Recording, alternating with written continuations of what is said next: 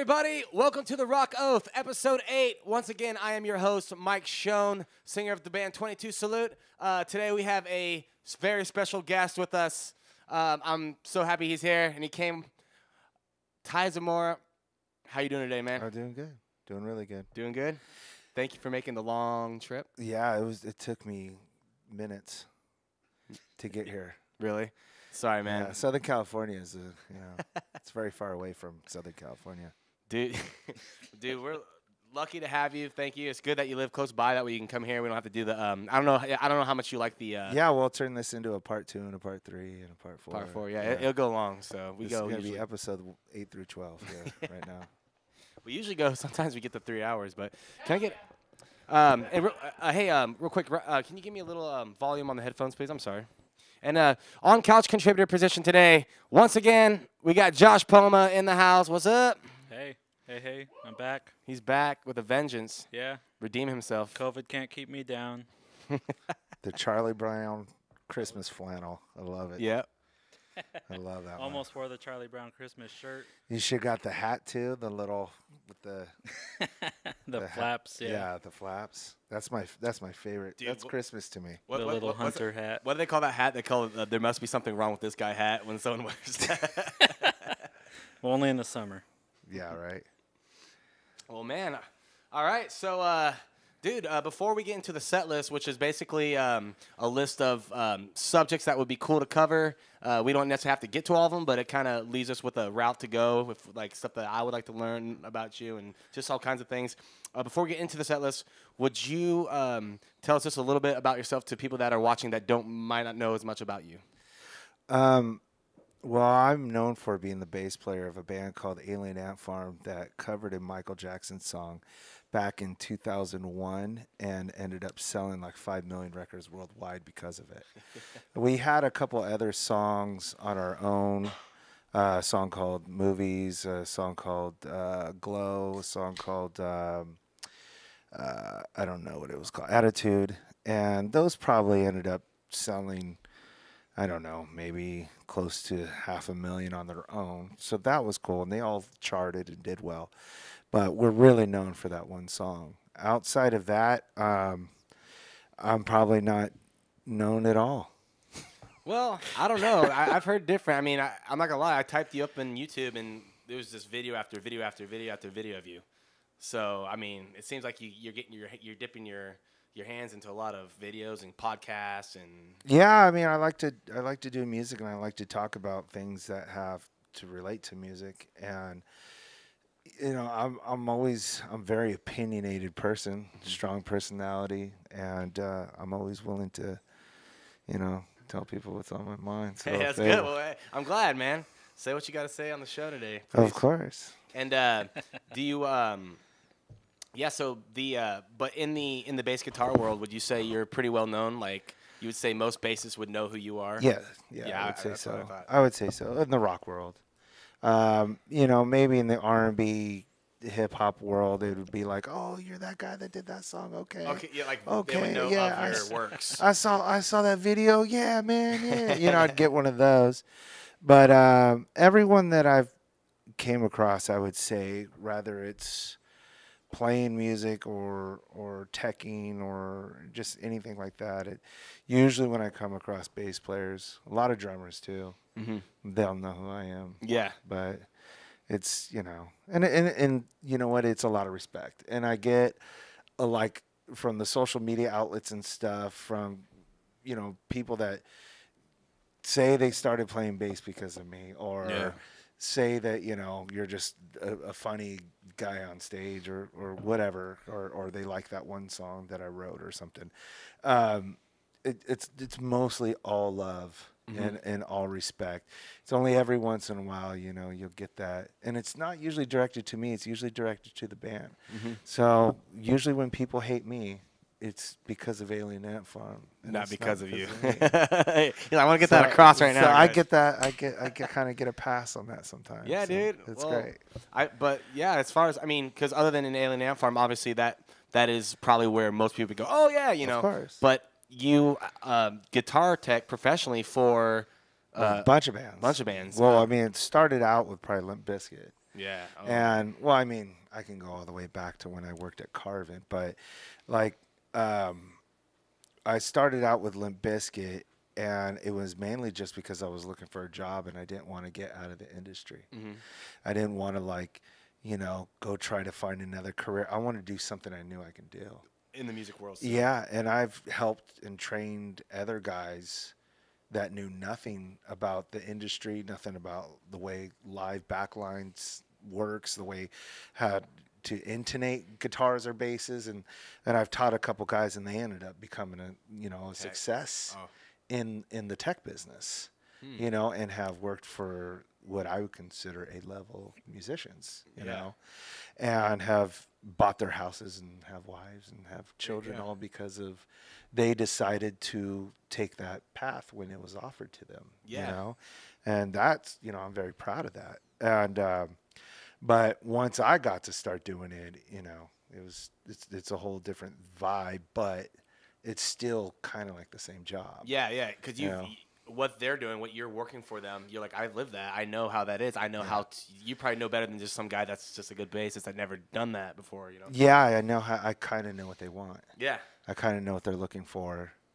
I feel like I have an advantage of learning what they want or what they would expect faster than most people do. Mm-hmm. You got to get a certain amount of years in this industry to really kind of figure that out, or to figure your guy out.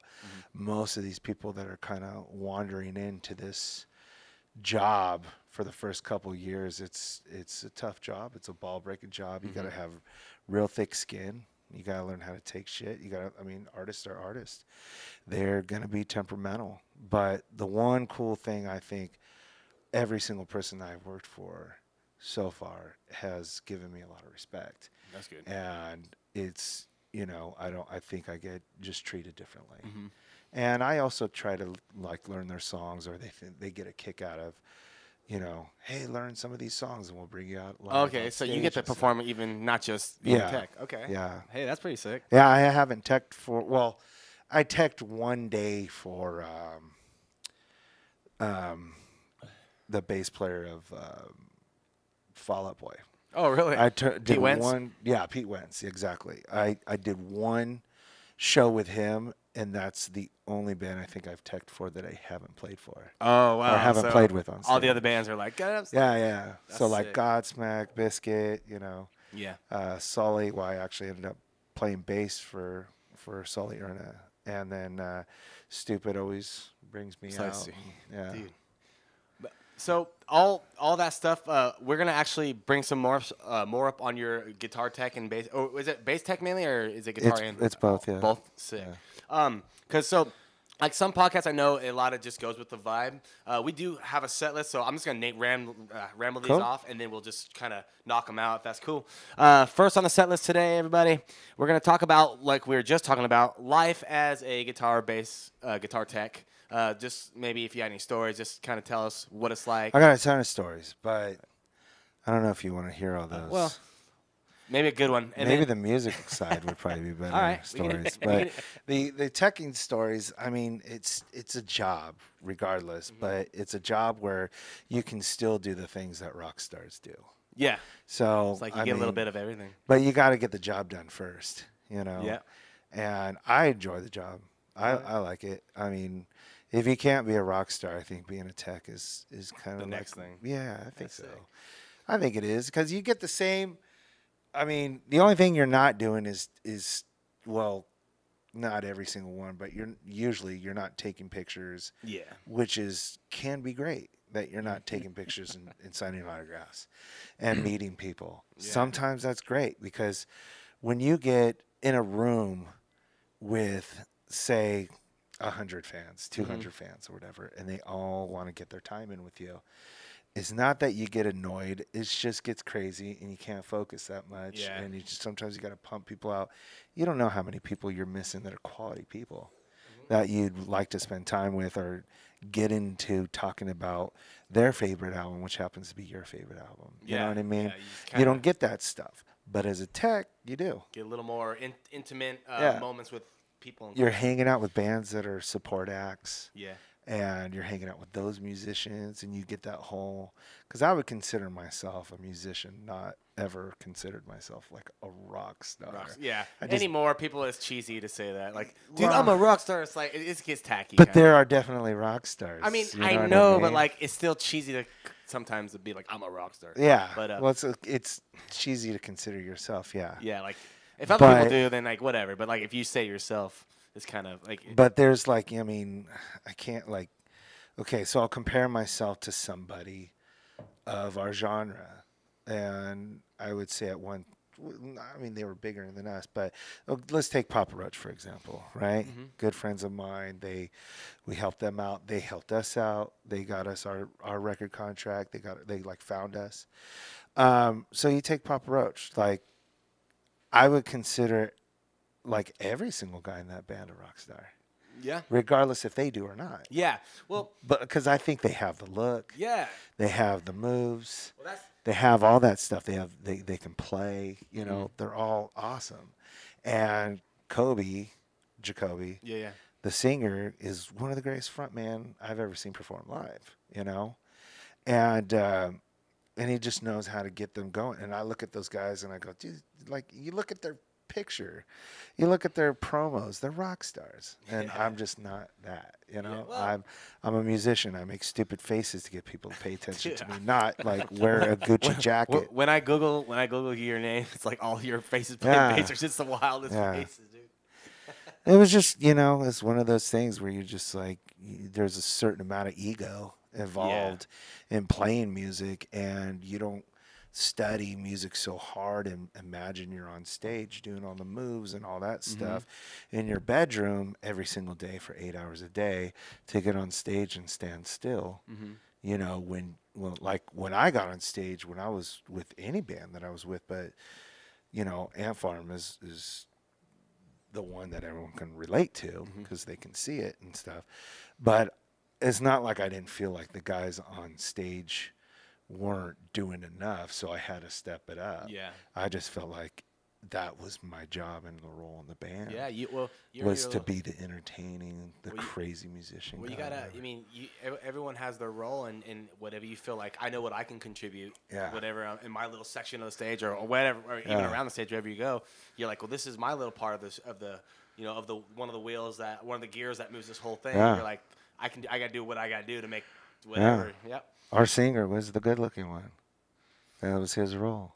So I mean, he's a good singer too, and Yeah, he's yeah, an yeah. entertainer and all that. But he got that to be part of his role. Yeah, you you know, were like- he could just stand there with one of his feet on the monitor, with holding a microphone and do the Statue of Rock, Yeah. and it worked. Yeah. If I would have done that, people would be like, hey, "You should probably pull his shirt What's down." wrong? What's wrong with this guy? Why is Yeah. he just standing there? Right? Do I something. Yeah. Real quick. So basically, if you want to, I'm gonna ramble off all the different sections real quick, Yeah. just to get them out of the way, and like I said, we don't have to touch all of them. Ramble. After the guitar and bass tech stuff, second on the set list, we'll get into life in Alien Ant Farm, just kind of the origins and all that. Third on the set list, we'll get into gear talk. We'd like to learn about your what you like. Just it can be a quick segment. Just tell us what you like to play and stuff for any gearheads out there. Yeah. Fourth on the set list, we'll do show horror stories. Basically, give us a story of a show that was a nightmare. You can relive it for us if you would like to. Just lived one this weekend. Okay, well, we'll have to hear about that one then. And then we're going to take a piss break real quick because sometimes we're drinking and Mike beers has a and- small bladder. Yeah, I have a small bladder, so we have to do that. And that's kind of like the halfway point. Then we're going to do a nerd out segment, basically, fifth on the set list. Nerd out segment, basically just something that it could be movies, games, cars, anything that you like. And then sixth on the set list, we'll do an extra Q&A for anyone that has just any random question they had on their mind, anyone in the room as well. And then seventh on the set list, we'll do closures and plugins. So Cool. does that all work for you? Yeah, or- yeah. Cool. All right. So first on the set list, although we've talked a lot about it, life as a guitar and bass guitar tech. Anything else that you would like to say about that on that segment? Let's see. I have enjoyed like everyone I've ever worked for. Good. That's a cool thing. And one thing that I noticed about working for somebody else, it makes you be less music elitist. You Like, take a seat. Yeah. Yeah. Well, I mean, You it's enjoy a lot more. you spend time and absorb somebody's craft, Yeah. like Godsmack or Biscuit. Like, I mean, all I can say all of them. Mm-hmm. Like, there was certain things that I can always respect about bands, getting big, and also having that, musician thing where you're like, well, I deserve that because I'm a better player than that guy, or Yeah, yeah, whatever, yeah. or my band has a cooler sound than that. Yeah. But when you're in tech, you're always constantly thinking, like, if you care, I'm saying, which I do. All the bands that I work for, I actually care for. And I do worry about being their friends and stuff because Yeah. I do want them to be happy. And you're on you their know? side. Like, it's not like, Yeah. oh, I'm an opposing music Yeah, artist. I I'm want on them your to team. win. Yeah. So the first thing you start noticing is, as being a music elitist, which I would consider that I was very much so before being a tech, was kind of just sitting there and finding the things I liked about their music. Gotcha. And it slowly grows into something more, to where you actually find yourself, if you're not a complete 100% fan of the band, you're at least a big fan of a good portion of their music. Yeah. Like, it's still, I'm not really a big metal guy. Like, to me, there's two metal bands that exist and everybody else doesn't. You know what I mean? Because I'm not a metal guy. Yeah. And even those bands, I don't even know their whole collection. Mm-hmm. I just know when I hear them, regardless if it's a song I know or not, it's fucking awesome. Yeah. It's a badass song, So with Godsmack, would you consider that like something that you weren't originally like Yeah. maybe into because it's more metal? Yeah. I mean, there was stuff that's undeniable no matter how cool you think you are. And jum, jum, to jum is one of those things. Yeah, yeah. And Okay. I didn't realize that was such a cool riff until I saw it on the Navy commercial. I think it was the Navy Yeah, yeah, commercial. yeah. And it's like, show. Was it Army? No, it's Navy. Whatever it is, it's a military thing. Yeah, yeah, yeah. And a jun, jun, gun. Jun, jun, gun. And I'm like, you know what? That sounds good. Yeah. That sounds good. That's cool. And then when I went to go work for them, every time they would go into that, I'd be like, yeah, that's rad. That's sick. You know what I mean? And there's a lot of things that like Limp Bizkit did that I really liked, but I'm not a rap fan. Yeah. So it was hard for me to swallow Fred at first. But you kind of acquired the taste. Yeah. Yeah. Well, I worked with him musically first. And seeing how he works and how, we work together. Once I started working for him, I just started paying attention to stuff more, and I started getting more into what he was saying, or a certain phrase, how he would phrase something over a riff, over what Wes was doing. And I mean, I always thought Wes was great, and I always thought John Otto was great, and Sam's great as well. Like, there's a lot of his bass lines that I've always really appreciated. Fred was the hard sell for me, just because I'm not into rap. Like, I think the only, like, rap to me is like Rage Against the Machine. Okay, yeah, yeah. So it's, I know that there's 50 Cent and all those, but that's like was my extent of rap music. So that's one thing that I like about being a tech, is that I do get to appreciate bands that I don't think I would normally appreciate. Yeah. And now that I'm with Slightly Stupid, and I've toured with Dirty Heads as well, and they're kind of like the bigger bands of that genre, the reggae genre that was spawned off from Sublime, basically. Yeah. It was a scene that Sublime started, or influenced, I guess you would say. I don't think he was actually live long enough for him to really enjoy or understand what he was going to cause. Did you know those guys? Sublime? Yeah. No. I didn't know them. They were a little too old for me. Okay, that was before. I mean, like, not old as in. I was in the middle of high school when they first started like hitting. Like, I went to a gig where they opened up for 311 in like Huntington Beach. Oh, okay. Or Bolsa Chica or something like Gotcha. that. And 311 was, I believe, still touring on their first record, because it was a small little club, and they were still touring, and they were opening up for them. And I didn't hear about Sublime again until Bradley died. So I knew nothing of them. Oh, wow. Yeah. I mean, I've heard Date Rape and whatever the song, but I never like knew that was Sublime. Like when I went to go see them, I didn't know who they were. You know, it was just one of those things I just missed. Yeah. So getting into, you know, working for Slightly Stupid, I mean, like I said, a little bit with Dirty Heads, but mostly Slightly Stupid. Now I'm in a whole other genre that I really knew nothing about. Yeah, that's And crazy. finding things over these it's been 6 years since I started working with those guys. Oh, jeez. And finding things that I love and appreciate about that genre, you know, and I think that's one of the That's cool cool, things though. about being a tech is that you Learn stuff that you wouldn't necessarily go on your own. you get on this team and then you learn how to basically play for the team. And everyone does everything that they can for everyone to win. Yeah. And it's really cool. And one of those things you end up is becoming a fan of something that you possibly would never have been introduced to. I hate to say like you're not. I wouldn't. That's not the word. You're not forcing it to, but because it becomes your job, you realize, you understand why this is. I know how hard this job is to get, and I do feel very fortunate to have the job that I have. I'm so glad that I'm not working at 95 somewhere. I'm so glad that I'm not, you know, trying to figure out what else can I do with my life. Yeah, I mean, I kidding. do contemplate that. But at the end of the day, my job is still doing what I want to do. And as long as there's bands and they know you're a good tech, you got Yeah. a job probably.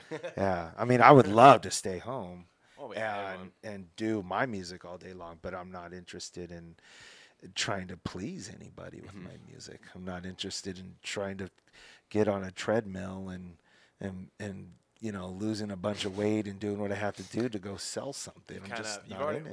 And you've already lived that for a lot of your well, I was life. fortunate to live it and not have to do that either. You know, but it's way worse now being in my mid 40s. If you want another rebound, there's more down there. It's way harder now in your mid 40s to do that. Dude, Got all kinds of injuries. But I know you're not.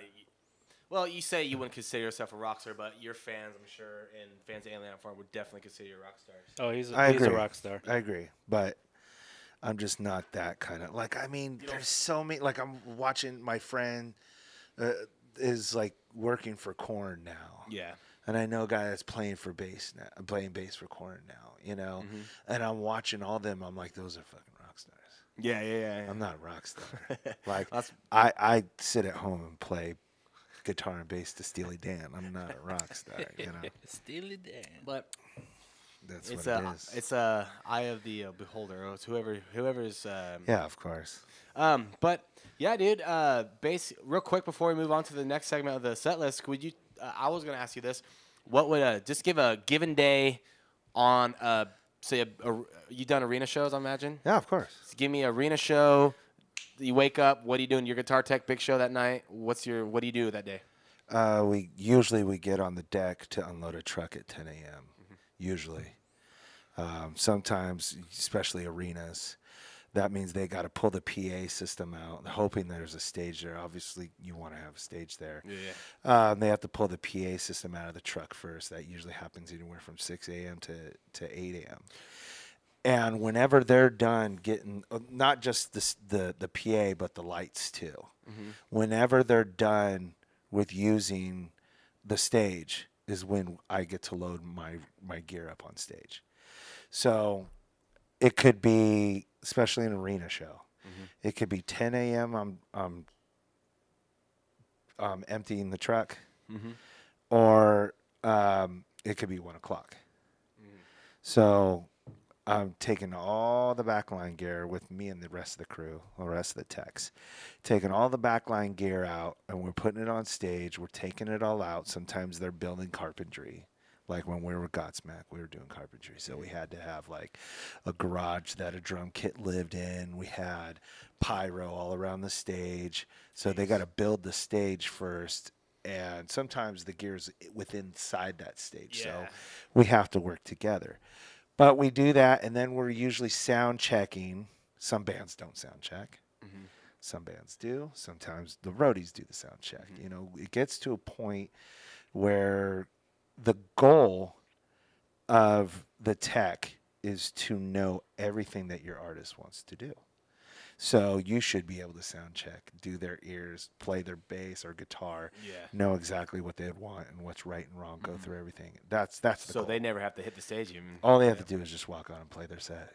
That's What a what you life. try to get. Now, was that yeah, for but you? they have to pay for that. Yeah. It's not like they're stoked and they're just like, hey, I got no. That's like A service they're buying. that's $100,000 a year job or Yeah. more that you have to pay someone to be at that level to do Yeah, that. yeah, So, like whoever's on that stage doing that, they're earning their money, Yeah, yeah. and these guys are paying out the ass to make sure they have that. So, I It mean, has to be right. It can't just be yeah, because I mean, I can imagine there's been bad texts where a guy goes out there and Totally. he's like, what the hell, and everything's Totally. just like a nightmare. yeah. there's guys that are only worth $400 a week, definitely.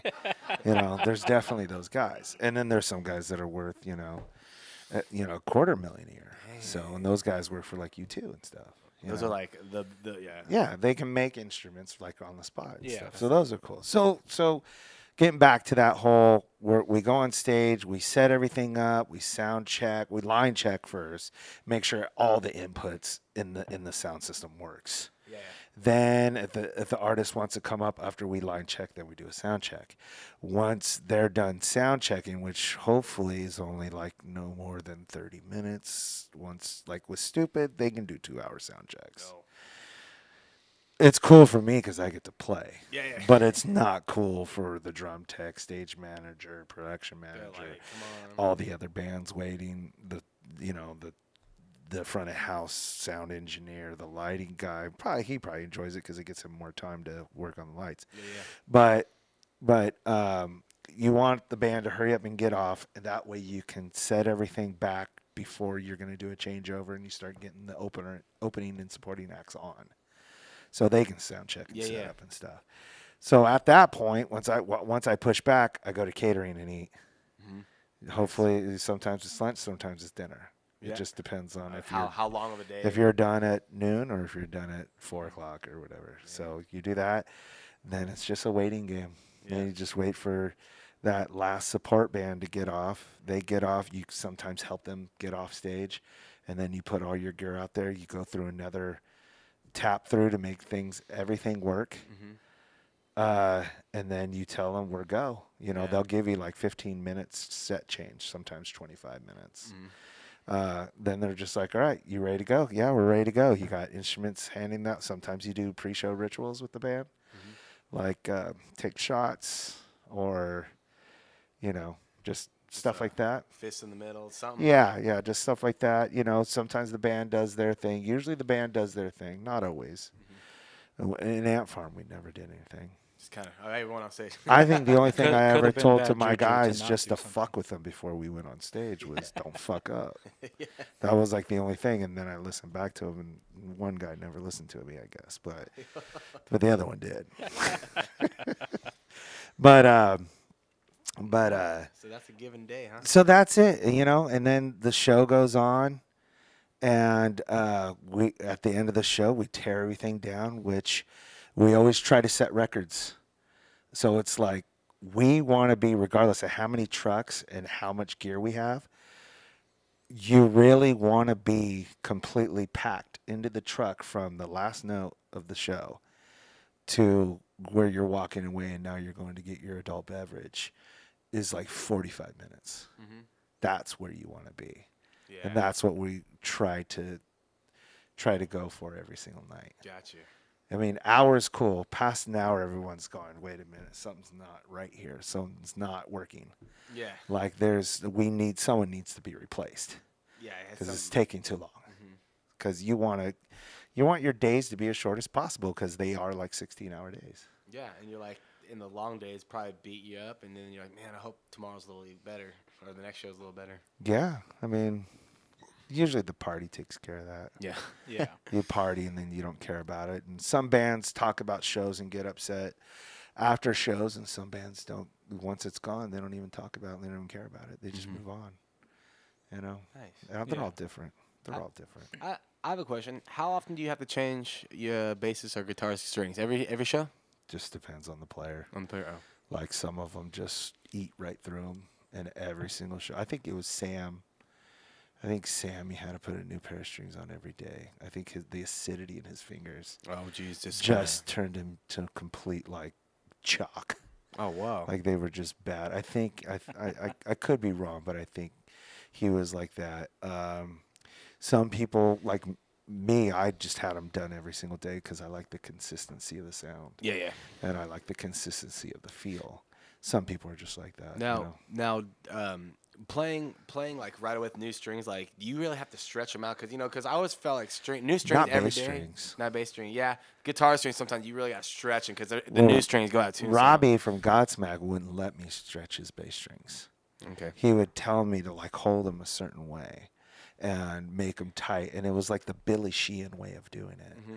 So he would be like, hey, go watch this video from Billy Sheehan, because he would show it to me, and then he's like, go watch the video. That's how I want you to do it. Mm-hmm. Okay, so I would. So I'd like hold one end and make it tight until it got to where it needed to be, and I left him alone. I didn't stretch him at all because I guess he liked the way they bounced or felt at that thing. I always get that fear, like new strings on the day of the show. I'm like, oh, it's gonna go out of tune. I always worry about that, but you gotta. There's tuners.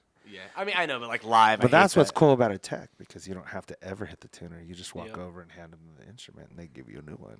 Oh yeah, all tuned up. That's nice. So I'll tune it. You just play. Yeah, that's sick. And there's an art to the pass off too. Mm-hmm. To where people don't realize that there's even somebody there doing that. It's just so It so flows like you didn't even see it, like a magic trick. Well, I mean, the song's over, they turn the lights off, and it's like yeah, and they pay attention to something else if it's a show with production, and at that time you're in the dark, pop, and no one sees it. You walk in the back or whatever, and no one even knows that even happened. That's sick. Yeah, that's pro. It's just that's the it's pro smooth, stuff. man. Yeah, it's the pro stuff. Hey, Yeah, I want to say real quick. So I worked, 10 years, almost 11 years for Live Nation working security backstage at Irvine Meadows. And I got to say the techs always... May it rest in peace. Correct. Sad they built some shitty-ass apartments over. Yeah, me too. I've seen so many good shows there. Well, it was my livelihood torn down, but... Oh, you lost the job with the venue. Yeah. Oh, I'm sorry, man. So... The techs have the best stories. Well, then you've probably been there when I was there. Yeah, I've been there for Godsmack, for Biscuit, for Slightly Stupid. Yeah, you definitely, because I was there for Godsmack and Slightly Stupid. Yeah, and Slightly Stupid, honestly, the best show because they had all the fans on stage, and Hell it was badass. I was on stage with them too. Right on. But so working there, the techs have the best stories because they're not just associated with the one band. So I could talk to I've talked to Robbie from Godsmack. I've talked to them. But they only have Godsmack stories. Yeah. They don't have I was teching for, this guy back in the 90s or whatever. Like they have other band stories though. Not like they the do. techs. The techs I to know me, they do. because also the techs are the ones that hang out all day. Yeah. So they're the ones I talk to all day because I would be there 7 a.m. till the last man leaves. Yeah, yeah. And the techs always they could talk your ear off. They know so much about the industry, and it's always been more interesting to me to meet the techs than there's some musicians I wanted to meet more than the techs, but a lot of the techs, they're honestly just the most interesting people that come with the crew. Well, the thing is to get to a level to where you have like a headliner for a place like Irvine Meadows, you have to have a lot of years of experience. I was lucky and fortunate to get into the gig by just knowing people. And usually that's what it ends up being. But a lot of these guys that you're talking to, techs and stuff like that, these guys, started out with like Kiss in the 70s, you know what I mean? Mm-hmm. Or they've been in the business working as a tech for 20 years at this point. Like I've been in the music industry for I've been doing it for more than 20 years, but, I only have 10 years or so as being a tech. So, yeah. Well, yeah. Irvine Meadows. Very cool. It was a sad day. I worked all the way through the demolition. I watched it get taken out piece by piece. I have pictures when we were leaving the backstage area or where the buses are. Mm-hmm. I had my driver go up to the top of where, how you go out of the backstage and then you go to the main road or whatever. And I was like, hey, come out here with me real quick. And he's like, all right. And I'll go, stop the bus. Just give me like 5 minutes. And he's like, but come out here. And I'll give him my phone. And I was like, hey, dude, take a bunch of pictures of me standing in front of some of these signs. And with the thing, because this thing's going to be gone. Yeah. And this was a huge venue when I was a kid. And I've seen a lot of amazing shows there. Oh, it was legendary venue. Yeah. I mean, I saw Lollapalooza there, like, I think for 2 years. Mm-hmm. I saw the Before first they moved it first out of couple state. Lollapaloozas. Yeah. Yeah. Well, I mean, when it was a traveling thing. It was, Oh, yeah, it was. Yeah, like the third year it ended up in like Santa Fe Springs or something, but I got to see, the other ones there. And, I was just a little kid. I got to see a bunch of those things. The first concert I ever went to was Irvine Meadows. Of course, I think it was Billy Idol and Devo. Yeah. Sick. So That's it was a sick show. Billy But I was a kid, and that was my first concert ever. And then, later, a few years down the line, I ended up getting a job there and staying there 10 years. That's crazy. I've seen Billy Idol and Devo in the same show. What? Really? Not the same like tour, but they did Inland Invasion and DeVore. Oh, shit. So I can't worked remember there, what too, year at, it was. Glen Helen. Yeah.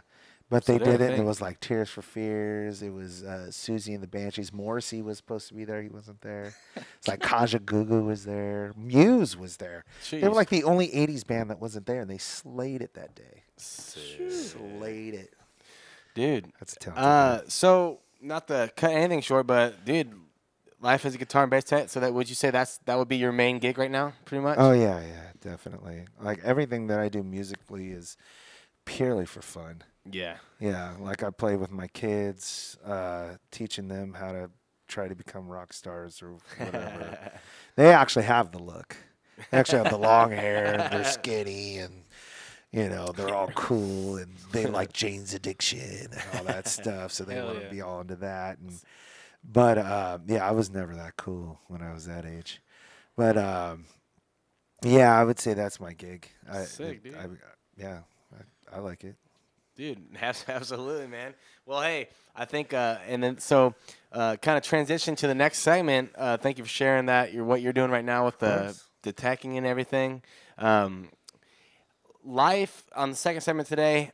Life in Alien Ant Farm. You can take this any way you want. Just start from the beginning or whatever you want to do. We want people. I think people watching are going to want to know just what's your take on your whole life with Alien Ant Farm. Yeah, it's a long one, man. I was in that band for a very long time. Mm-hmm. It was like we got together like in November of '95. Mike and I, the drummer, Mike Cosgrove, amazing drummer. He played with everybody individually. He played in a band with Terry called Brother Vibe, which was like a hometown hero band that when I was a kid, before those two were actually in the band, I was a big fan of that band. Mm-hmm. And then they got into the band, and I still was a big fan of the band. But Mike played with Dryden and another, I think a couple other bands, maybe one other band. And Mike and I did a Primus cover band. So that was kind of where it started. It was called Timus. And it was like my best friend from high school, right? It was my best friend from high school, and then me and Mike Cosgrove. And we would always talk about, because I was a guitar player at the time, playing my brothers. My brothers had a band that I eventually started playing guitar for called The Color Red. And they ended up getting signed to RCA and doing the Rockstar thing too. But Mike and I always talked about, let's do a band where I'm playing bass, in another serious band. Because I've been in so many bands as a kid. Like I was in a band called Stank Tooth. I was in a band called Carpet. I was in a band called, Naming off all the bad names. Yeah. Just all those those bands that you jam for, maybe do a gig. And you look back, why would we think of that name? Yeah, Poke Chop, and They keep getting worse. Yeah, dude. yeah. I mean, that was the thing, though, is to name your band after food or something. Trying to be funny and weird. But anyways, it was like those were the bands I was in, and I would consider, Color Red when I was playing guitar. That was probably my first serious band where you're playing multiple gigs. Gotcha. You're picturing your life as playing with these guys. Like, this is my band. Yeah. You know, you get a tattoo of the band, you know, that kind of stuff. Because you don't know what's going to happen, so you're like, this is it. Yeah, so like that was like my first serious band, and I was a guitar player, and then I played with another band called Downer, which ended up getting signed to Roadrunner. Oh. And I played bass for them. Dang. And that was what I would consider another serious band, but I happened to be starting Ant Farm with Mike around the same time that Downer was happening. So unfortunately, I didn't get to go that route with them. And I mean, fortunately for me, I didn't, but you know, I would have liked to. Yeah. Like, I like the band members. I like the music. I still love those guys very much and consider them, you know, the guitar player at least, like one of my best friends. So, so Ant Farm kind of evolved from a Primus cover band. Oh, okay. That Terry was playing in, the guitar player Terry was playing in a band with Mike already, and I think he wanted to be a part of that whole Primus cover band with us. And Mike was like, no, that's Tye's thing with his friend. And then Terry hit him up like, well, hey, how about we start a band kind of thing? And Mike was like, well, it's funny you say that because we're kind of already doing that. Oh, okay. And I don't know if Terry knew that at the time because we were kind of like, you know, deciding to leave our bands and do this. And Mike hit me up and said, hey, do you want to do that? We got a singer in mind. Like, sure. Yeah, let's try it. You know, kind of started out slow. I wrote most of the tunes because Terry and Mike were still in another band, and I was very much dedicated to this, and I had a catalog of stuff I already had there. So, you know, we started getting through that stuff. They had to decide whether they were going to stay in the band or not, or cut ties. Mike was like, no, I'm with him. We're doing Ant Farm. What do you want to do? And so everyone quit their bands that they were in and started to do Ant Farm full time. Came with a little bit of controversy, but we very quickly became like one of the more popular homegrown type of Riverside band. Yeah. That I think people saw it pretty quickly, and that this was going to be a successful band, or at least had the best shot of all the bands in the area. Well, the chemistry was there when you guys were playing. Like, okay, this is something. So. It was something different, maybe from the scene that they were like, okay, this is different. This is good. Yeah, that's awesome. And we were in a world of like new metal, and we weren't new metal at all. I mean, you came at that time, but like I can see the connections though. I mean, I saw this article once. It was like the top new metal songs of whatever, and movies was on there. I was like, it's not a new metal song. I was like, it's not a new metal song. It's less new metal than Pearl Jam is grunge. Exactly. But it came out in the new metal period, right? So that's why they just throw it all in there. Like anything that came out in that time, like, oh, it's new metal. Yeah, I saw that. I was like, that is the strangest addition to this list. It's just not metal. But it's also not pop punk, which was the other genre that was happening at the time. Yeah. So it didn't fit in either one of those. You guys kind of flowed through both of them. What's that? I say it was kind of like okay, so I was when Anthology came out. Like, I'm not gonna lie, dude, I was starting to get into rock radio. I wasn't actually living north of Atlanta before we moved to Iowa, blah blah blah. So we were in there. That's when I first started getting the rock. We listened to the local station. I think it was 99X, and your guys' stuff came on, and of course, Smooth Criminal was always it blew up. But then movies came out and all that stuff. But that album, man, that was. How do I say this? You weren't new metal, but it sounded like the era.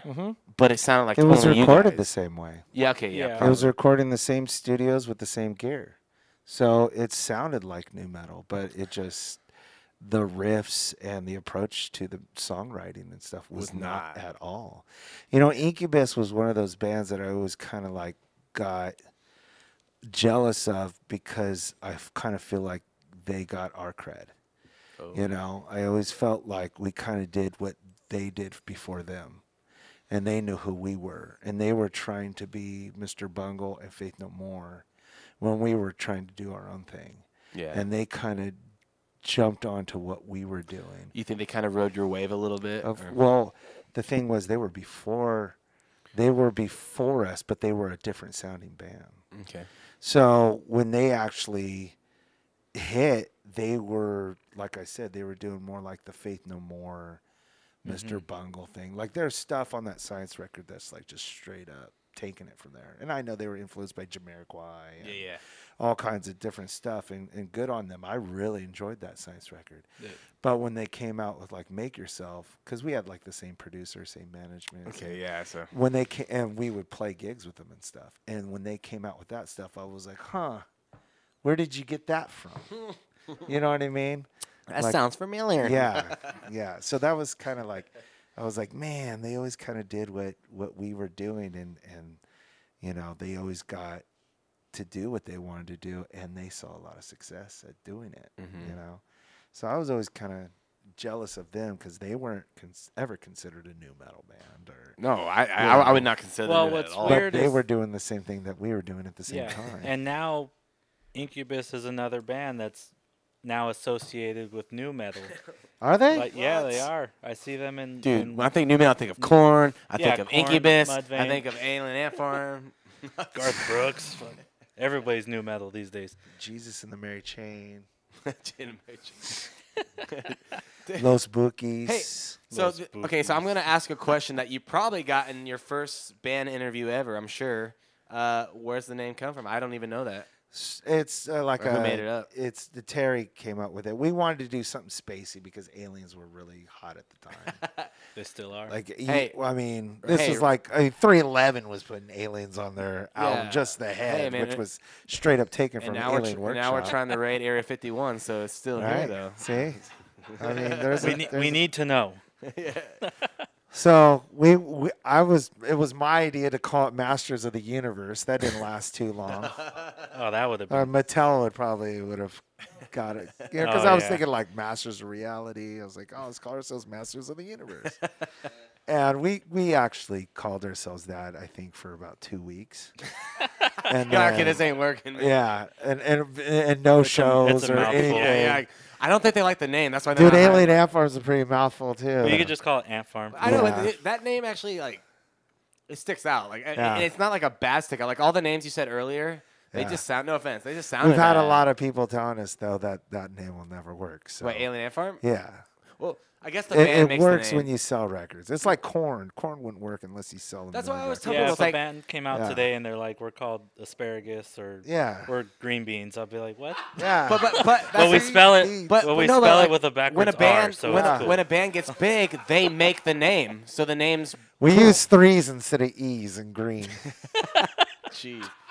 But like I said, dude, if you really like, because your mind is like, oh, you think of the band, you think of the name, like, oh no, that's a good name. It's like, really think about it though. If they weren't famous, think of that name. You're like, oh yeah, that is kind Exactly. of a bad name. Yeah, yeah. Exactly. I always think about You that. sell a million records, no one cares what your name Yeah, is. no, like you Like said. Faith Hill, that name's dumb. Wait, that's her name. Okay, How'd she come up with that But one? there are names. How did she come up with that of all names? Marketing. Jeez. By the You way, know? though, I'll there never get are it. band names that come out that they are just sick from the get go, and they become sick. You know what I'm saying? Like they're badass, and then they work. Like so. System of a Down. System of a Down, yeah. Yeah, they're pretty sick. One of my That's a good name. favorite things, speaking of System of a Down, one of my favorite things to think about is if I was sitting in a bar in the 90s and they came out and started playing songs from their first record. Who, System? Yeah, and if I didn't know who they were, Dude, would I I'll like tell it? you exactly what would happen. I think I'd be interested, but I wouldn't be Dude, as because into I was it there. as I am now. Because I was there. Oh, okay. So what was it And, like? see, when I'm they- not a big System fan, but I played gigs with them when they were first coming out, and they first had like their first cassette and stuff. And when those guys would just go into those riffs, you just get it. Yeah. And you're just like, this is super cool. You can describe it as Meathead, but there's something cooler to it. You know what I mean? Yeah. Like, I mean, I can pick a bunch of other bands. I don't know why we're really talking about System, but I'm just saying that's It's like just a a band funny that thing the for me first to time think you of. hear, Yeah. you just go, I get it, got it, yep, they're cool. Yeah. Like everyone's gonna love this band. That And was everyone, that band. Everyone did. One Yeah. of the first albums I ever Yeah. got. Now Korn physical wasn't that was way for me. Toxicity. Korn grew on me Yeah. over years. Yeah. As a kid, I did not get it. Those first couple demos I didn't think were that good. No. And then they came out with that, I like to call it the Shoots and Ladders record or whatever. I mean, I guess Blind Yeah. or whatever. But yeah, when that came out, then I was like, oh, they got it together. They Yeah. did it. They Created something that they were going for this and they weren't there yet. You know, acquiring a taste is a real thing.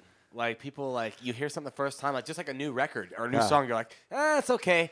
Yeah. Second, third time, fourth time, like, oh man, then you understand the genius, or Oh, you yeah. understand what it is. But Yeah. at first, like that's why you always got to give something a second Yeah. view or second listen. Third Yeah. listen.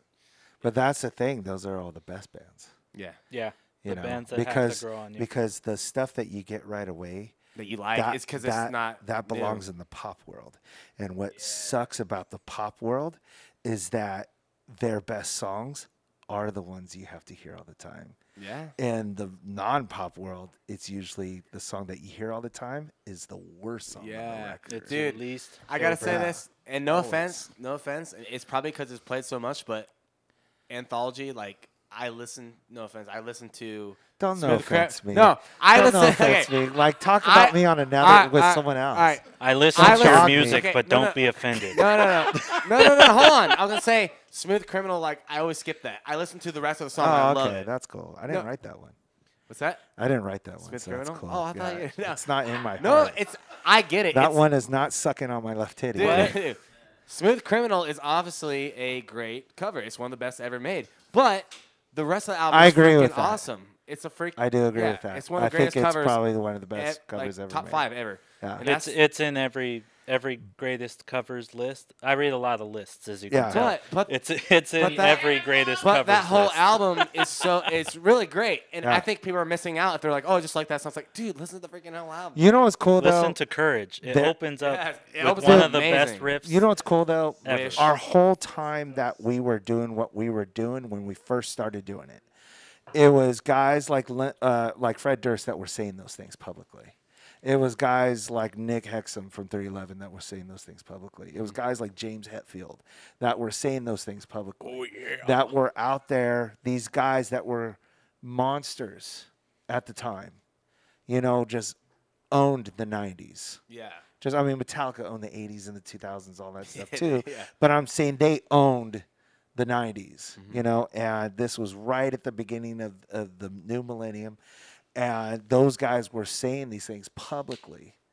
And it was so bitching because the rest of the world was stuck on Smooth Criminal. Yeah. And all these people that I valued their opinion or like their music or whatever were talking about deep tracks. Yeah. And that was the shit. Dude, I love that album. I was listening to it the other day. I mean, it's already on my playlist, but man, that's a great album. Like, So Thank you. Such a good album. with Alien Ant Farm, my mom, I was 9, I think, when Anthology came out. My mom was super strict on the music I could listen to, but for some reason, Alien Ant Farm passed her litmus test. We didn't have any curse words. Exactly. On the record. So to me, that was what I could listen to out loud with my mom around. And then, of course, I had my brother's CD player with the headphones that I would listen to. That was the punk the rock other in stuff. us. But That was the punk rock in us. To me, I grew up on Anthology Yeah. and Truant and all the Cool. Wait, you saying the punk rock was not Huge cussing? Yeah. Yeah, because everyone was everyone was did doing it. it. Yeah. Everyone was trying to get that sticker on Yeah. their album at the time. Which I think Because that that sticker was- killed a lot of music. Dude, it made at the time. Well, that for it me, was because if for- my mom saw the sticker, Yeah, it yeah. was a no-go. Can I I was be honest like, with you? damn it. I mean, obviously this is debatable, but like Linkin Park's the best 2 albums I think they ever had was the first 2, and they have no swearing on them. Yeah. Like it's kind of cool. Like Yeah. that shows that you don't have to do that to be huge with your song. Well, I mean, it was Look at just Will such a Smith. popular thing that was happening. You went at against the time. grain on that. And that was the thing. It was like we always had this kind of punk rock in your face attitude, and I think that's why we didn't sound against like the grain. Yeah. Yeah, great. that's why we didn't sound the way that we did. I think that's the reason why we didn't sound like a lot of bands. That's good. Well, yeah, because if you start sounding like something like, nah, Yeah. you don't want to. Because Yeah. that's, like I said, kind of rebellious against the grain nature. And that's We did all kinds of stuff throughout our career that was very rebellious and worked against us. And Well, the These Days video was pretty rebellious. It was yeah, Long Day? No, I mean we shot 3 different videos for that. All same location or just? All different things. Like we crashed the gay parade. We crashed. That was Sorry. that was on the top roof, Pride. right? Yeah, across Pride. from the BET. Yeah, you guys Awards. are up. Yeah. How'd that, did that get shut down? Yeah, it got shut down. We got busted for that. That's great. So we locked every single door at the staircase. And they made it in. Yeah, well, Was they there had some- bolt cutters. Was there some fines to be paid? We got through it 3 times before they got to us. Yeah. Was there some fines to be paid? Some. Yeah, but we didn't have to end up dealing with that. That was a production company thing. Okay. So like, did they plan it for you guys, or did you guys come up with that idea? we came up with the idea, but it blossomed. Yeah, dude. So what we wanted to do, I think it was our drummer's idea. He goes, because Jackass and all those things were big at the time. Tom Green, he liked all that Live stuff. stuff in Yeah. person. Yeah, Just just fucking with people. ruining people's days Real, Yeah. for real, your reac- footage. real reactions. Yeah, Yeah. for your footage, we're going to be a complete asshole. And then once we're an asshole, we'll come in and be like, here's money. So we wanted to do that same kind of concept. We wanted to go in and just like bring in a portable stage and just start jamming in like 7-Elevens and stuff and just totally wreck their thing and just come in and start playing until we basically got kicked out and get a bunch of that footage. It was Mark Klasfeld, the guy that directed the video, that said, that's a great idea. Let's think bigger. Jeez. And eventually it got to, here's these things that we can go crash. What's going on in LA right now? You know? Jeez. And we're like, there's Pride Parade. All right, let's get a float. Wait, Let's was get a float this and in- let's sneak in Was, Pride. was this in June? I don't know. I don't know if they still do it in June back then. I don't know. I don't know. Okay. It was happening at the time we were going to shoot this video. That's great. So it was What's like, going on? What's the most obnoxious thing we can do? pretty much. And interrupt It- whatever. it- going on.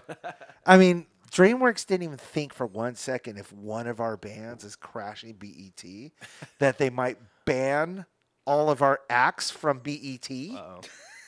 They didn't even think about that. You know what I mean? Yeah. Like hip hop calls rock going, what the fuck, dude? Who Are these you guys? serious? You guys just crashed BET? Now I can't get any of our artists on BET. We're done.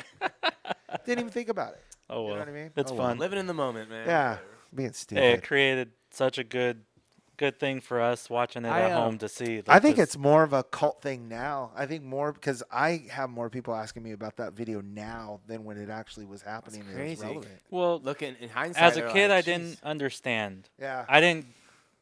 It didn't click in my mind that you guys just showed up there Yeah. and did That's that. pretty sick. I gotta watch. I it. thought as a kid, I don't know what I thought, to be honest. But it was planned, or Yeah. it was separate footage of them on the ground, and then We had probably Yep. like 70 cameras Catch on your that reaction. shot, and we got all that footage in 9 minutes and some seconds. it was honestly such a cool video. When the cops got out there, dude, everyone was shitting. That's great. Everyone was shitting their pants. Before we went to go do it, I was like, dude, we're going to get so busted. But not only are we going to get busted, I'm like, what if guys in armored trucks, because Snoop showed up in an armored truck, what if they start fucking shooting at us? Yeah, You know, like, what if it's like that? You never know. So man. that was the high of it, though. Huh? Oh, I was nervous, man. Oh, I was not high at all.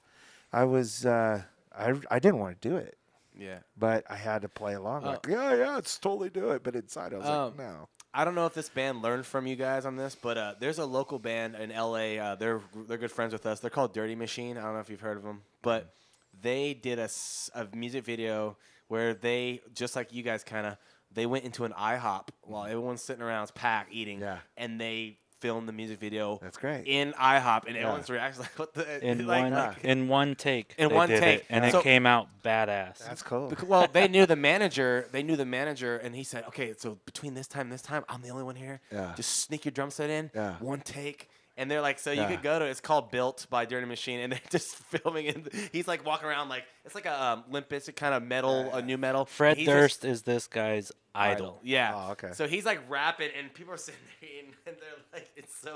It's like it's kind of like that, but Yeah. Sorry. Except That's at a outside. way smaller scale. Yes, but I thought. Yeah, I think that. I mean, I love that. I was just showing my 12-year-old son Jackass just like last week. Are new- you gonna the new show and them I the probably new one? shouldn't have. Yeah, I think so. it's pretty bad. But I hear mean, it's I'm more- just watching that kind of attitude of just fuck it and whatever. I love it. It's hilarious. It's a lot funner to So witness than it is another to be a weird part thing, my mom, super strict on music. She's like, I "Let's watch try it." Jackass all the time. She had no problem with me watching Because Jackass. she liked it so much, she's like, okay. The episodes? Yeah. The episodes But and the not the movie. oh, Oh, I she was let you able to watch watch the the movies. So this It new one. was my mom was kind of What weird. did your mom think? Did she see the horse come scene? Oh, She bro. did. did. She's one of the moms that literally would throw up from seeing it, even though they censored it. She would still throw oh, up. you saw the censored version. Yeah. She didn't see that. I heard the new one's pretty bad though. Like, Oh, I it's- hope so. I was showing my son 3, and he when Preston, the big guy, is running on the elliptical with all Oh. the oh, with all dude. the. dude, I want to gag Yeah, watching yeah. That one. So That's gross. my son has a very weak stomach. He has both the pillows covering his face. Oh my god. He's not even seeing it. He just knows what's going on, and he's over there. "Ugh." hacking it up, dude. Because I'm like, I don't know if you want to go to the movie theater and see this, dude. dude. I don't Or know. that what's the one on the one where you like something erupts like a volcano? Oh. But it's like this Oh, it's a shit. Yeah, dude. I can't even. there's so many good moments when Steve-O gets thrown up on the bungee. Oh, yeah, and the, Dude. or the, Yeah, the that porta Oh, potty- was- the, the the porta porta potty, potty yeah. slingshot. Oh, I mean that's great content though. It is. It's- I mean, I've watched it several. I bought that thing. So I in bought other the words, you DVD. guys were one porta potty away from just doing a Jackass music video. I think we're real far from that, but But that was the era though. That was what was Yeah. going on. So that's sick. yeah, that was like NFTs. Yeah. Those are like little Yeah, guerrilla, if you had a guerrilla camcorder, graphics. anyone with a camcorder in that time, This that's what generation. they were filming. And kids are trying to do their own Jackass and getting killed. And Oh, we stuff. skied down a hill. Yeah, remember we planking was killing people. We skied down a dirt hill in San Bernardino. We skied down it with some skis, and it did not go well. We all went home hurt. Hey, That's the point. not to interject anything, but I had a question with Alien Ant-Form. I've been listening to your obviously once you agreed to be on the show. Thanks again. I started listening again to the music and stuff, and obviously anthologies like every song is just imprinted in my memory. But I started listening to the second album and then the third album, Up in the Attic. Right? Is that? Mm-hmm. Yeah. Up in the attic, yeah. That's Yeah. Third. Now, was that an attempt to kind of go back to the anthology sound? Because the second one had a little more. It seemed like a little more, not maybe experimentation or just. No, I think all those albums happened organically. I Even- think the sound of it is because we were the second one, Truant. We ended up, well, we thought we can do more, like experiment more. Yeah. That's why we ended up doing like a Latin song. Yeah, on because I Saturday. noticed there's a lot of more stuff Yeah, going on. yeah. There's still good songs, but the third one kind of came smacking again, like almost like anthology, in my opinion. But maybe Yeah, but that's kind of a light record too. But I mean, it does have. the first three songs are kind of. And then I think it was what we were into at the time is what influenced it, and I think that's what it always has influenced Ant-Farm. It's always been what we've been into at the time. You know, I mean, I can go through songs and just be like, oh, I was listening to Full Metal Jacket soundtrack when I wrote this song, and it's straight up the same chord changes from Full Metal Jacket. Scene when Leonard is sitting in the latrine and Joker's walking in to greet him before he kills Sergeant Hartman. right. And it's like, you know, so that's what I was listening to at that time. So we got that song, you know, because I just love the way those chords went together. Gotcha. So that's, you know, kind of just whatever was at the moment. yeah. So the guys were like really into Latin music, and we were really into like reggae at the time. Okay. So that snuck into Truant. Yeah. Oh, I yeah. noticed. But I was also like into that song Time. I started getting more into psychedelic stuff. And well, I've always been into psychedelic stuff, but like Time from Alan Parsons project. Mr. Bungle did a cover of it like in 1990, and I've always been infatuated with that song because of a certain change in that song. So I ended up creating a piece of music to go with that, and that was on the Truant record. Okay. You know, and it's almost like a blatant ripoff. You wouldn't know if you listened to them together, but Yeah. if you sat down and worked it out, you're like, yeah, Oh, you shoot. just took it. Yeah, the influence was there. Yeah. Hey, Actually, one about the albums. So for Always and Forever, you recorded it, you wrote it, but you left before it was released, or Yeah. you left it at the time of release? No, I left before it was released. Okay, because So Oh, it- you came back after you left around then, and I I'm sorry, I don't- left after we put Up in the Attic out. Oh. I left after that, or I might have just left like right before it came out or something. Yeah, I left before it came out. Okay. So I finished recording that song or record, and then left and went back to school, went to college, and then came back when I was in college. I was in Boston at Berkeley, and I started playing with the guys again. We wrote another record, and same problem, same stuff, just like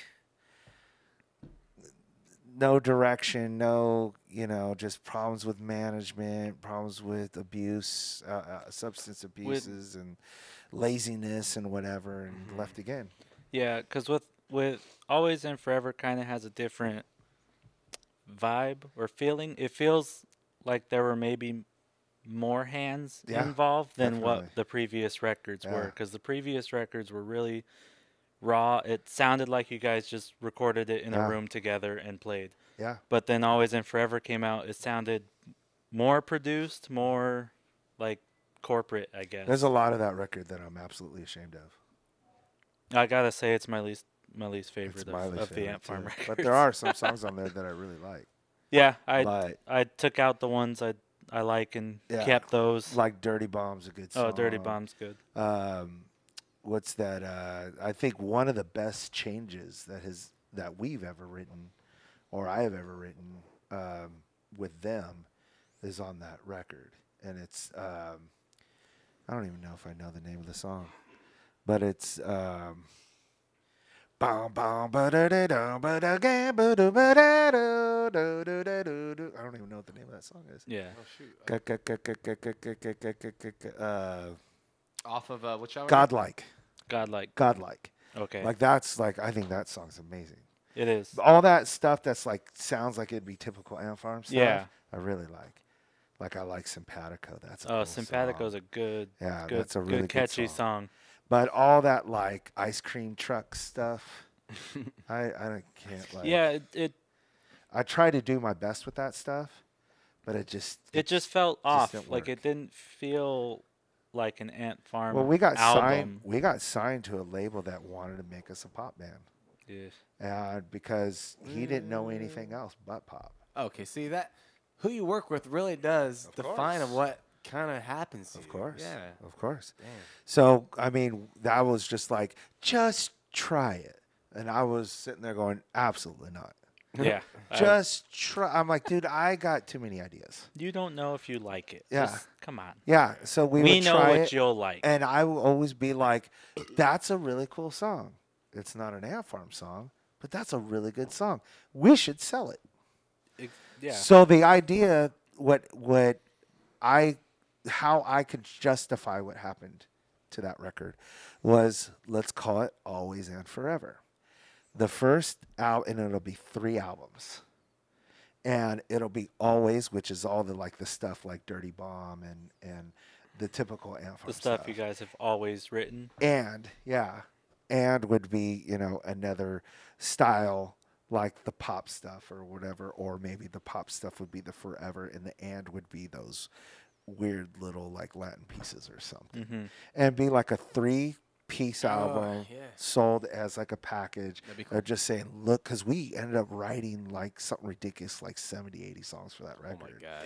Damn. And I was like, we have like 3 really good albums here. And they ended up making like a one album that really doesn't have an identity to it. It And doesn't. it's just like, it's behind when that stuff was happening, like the Skrillex things. Everyone wanted to do like the weird breakdown Mm-hmm. that we had in the song called "Let 'Em Know," and everyone was trying to get And that. Let 'Em Know was the radio. Yeah, it was single, the first right? Yeah. attempt. Yeah, it was the Yeah, it first was- attempt. Hey, I wasn't. Which I I wasn't involved with any of that. I like, liked I did Let the 'Em video, Know, and but like I said, it just didn't feel like Yeah. Ant Farm to me. yeah, I agree. Hey, Tye, before Anthology, did you guys have an album called Greatest Hits? Yeah, That's great. But it has. Well, that's the thing is that they always say your first album's like the Confident. band's greatest hits. I know, but I see It's see what you did confidence, there. Yeah, man. yeah. They knew. No, I see what you did there. That's the whole joke. But They like, knew what they had. how was that? I mean, was that the first major labels? It wasn't a major label. Oh, okay. We did it independently. It actually ended up winning like an LA Music Award for Album of the Year. But Never heard it has movies on it. It has like Smooth Criminal, But- which is called Slick Thief on it. And Does it? it has some stuff. Does That's it have on other songs that aren't on an anthology too?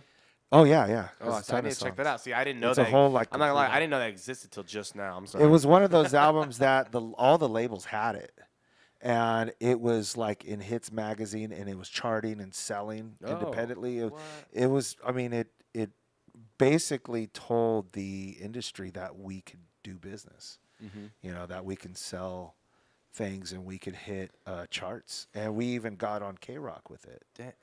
Are there any songs on that you think should have been on anthology, or do you think that there was anything that you wanted to be on anthology from Greatest Hits? I always wanted SS Recognized to be on Anthology, but between us and Jay, who produced Anthology, we couldn't come to terms on how we should make that song fit the record. Like one thing most bands don't know when they get into this world of putting out albums and writing your own music. You get a producer and he sometimes cuts you up so you fit a pop format. Mm-hmm. And we were learning that up till that moment. But once we got in that moment, it was for real. And for me, I understand it's a producer's job because he's trying to make the most money off of it too. Yeah. But for me, I was just like, not every single song is going to be a hit on this record. Mm-hmm. There is such a thing as deep cuts. Producers don't think like that. They're They think like, single, big hit. Deep, I want 'em- deep cuts are where the fans. I don't want to make live. a platinum record. I They want to wanna make sh- a they want- diamond record. Dude, and they you want know? short term. It seems like they want like, the quick quickest buck. Yeah, the quickest buck. Yeah. But I think it's easy to create a big selling pop track. Well, look at Nickelback. Didn't he? Isn't that how it's the You same Remind song Me- every time. Isn't that how You Remind Me came about? Is he said, "Yeah, I could write a hit song. It's easy," and then he wrote that song. And then he wrote That could be just like a urban legend about that song, but And then It- he wrote it- the song after that, which was the same song, and This- they yeah. put them back to back. Nickelback deep cuts are Yeah. really good. See, we were always like a band that wanted to like have musicians like us too. So, even though we would bend to the pop format, we wanted to at least make our riffs somewhat orchestrated so musicians would go, that's not necessarily hard to play, but that's a pretty cool and clever verse or chorus. Yeah, and I gotta know? say, listening to Ant Farm as a kid, when I got into music, I started as a bassist, and one of the things I wanted to set out to do was to learn Ant Farm bass lines, and Primus and all those other bands. But the Yeah. rhythms in the Ant Farm albums were so good, and I think just the way you and Mike played together, like Mike didn't have to do the crazy ass drum stuff that some of these other bands were doing, but you guys kind of elevated each other. It seemed like Mike is such a good drum He writer. is. He's The way so he can- ridiculous. he could ride the hi hat because I started bass, switched to drums. Yeah. So obviously you both have influenced my musical You should progression. have called him to come on here too. I would love. Honestly, I'm so He would do it. I've. Damn, man. Shit, Anyways, you both guys of 'em. influenced me. We'll stop there. When He's I, fanboying over here. I've met Mike, and I did tell him that he was a huge influence on me with Coolest my drumming. dude too. Yeah, he's We super, guys- we he's guys- super nice. You guys recently at a Rams game? Did I see that? Yeah, on yeah, Instagram? yeah, yeah. That's cool. Yeah, he seems just super down to earth, super He chill. hadn't gone to a Rams game in like 30 years. He's a You're like, diehard Rams fan. You're like, what? You're down the And road. he was like the guy that kind of got me confident on rooting for the Rams. Okay. And he kind of nudged into it more. but when they went to St. Louis, he was still stuck with them. And I was just like, no, I'm good. So, but when they came back, and we started hanging out again, and I moved back to California, I was like, hey, dude, we should go. And Yeah. now we're actually doing that, and that's cool. Yeah. Sick. Yeah, no, he seems like a super chill guy. He is. He's great. I, And uh, he One stayed of my local favorite people too, in the whole or world. Yeah, he's in Riverside, downtown Riverside. Yeah, all of them are. Dryden's in downtown Riverside. Terry's like Yeah, more like Moreno Valley, Riverside-ish. I met Dryden and Terry as well, Yeah. because I knew your replacement Tim. I know Tim, and he introduced me to the other guys. They're all super cool. I don't want to say too. Dryden's a little. I will. Dryden's a little off the wall, but Mike was the one that was just super Yeah, nice. Mike's Like he's genuine. it's really nice. Yeah. So I was honestly as a child big Ant Farm fan. So I it gotta was take a. great to meet Sorry, them. hey guys, I gotta take a piss. So do So I. we gotta So do do that I. halfway break. But when we come back, we're gonna talk more on the Alien Ant Farm, and then the gear talk, show horror story, some other things. We'll get into those. Cool. Just go but to yeah. Gear Talk. Yeah, but anyways, guys, you're watching The Rock Oath, episode 8. We'll be right back. Let's go.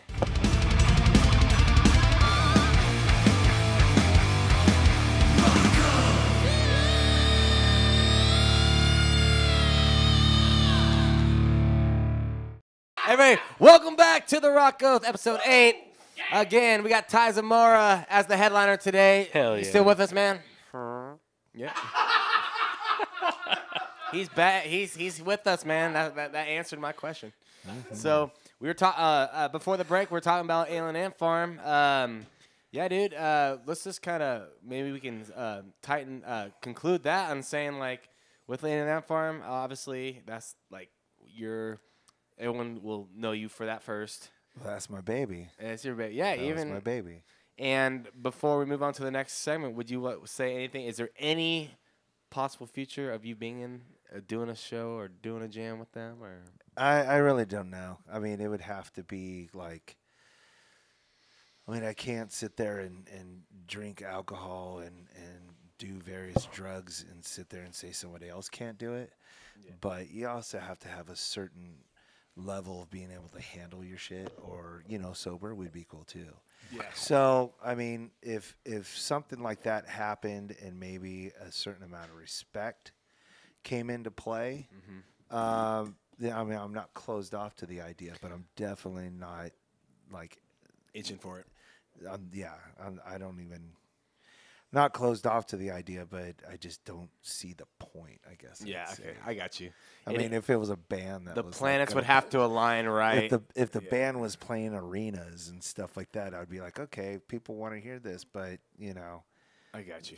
where it's at, where it is, and where it's at, I don't. And you're in your point in your life, you don't feel any drive to do that. So Yeah, I mean, do I want to play on stage? Yeah. Do I want to play those songs? Of course, I love those songs.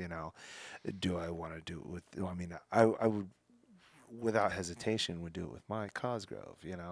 But with Terry or Dryden at this point in my life, I have no interest in doing that. Got you.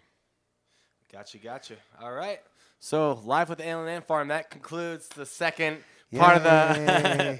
Hey, whoa! We're moving on the set list. Up next. The disco track. There we go. Oh, that's the police. You can't do that. Woo! So up next on the set list, we're gonna do a gear talk. We don't have to make this super long, but hey, Tye, let us. What's your gear that you usually use, and what do you like the most? As a bass player? Yeah. Dude, I'm all over the map. But what I'm digging on right now, Kiesel. Yeah. I've always been a fan of Kiesel. Our bass just got a bass.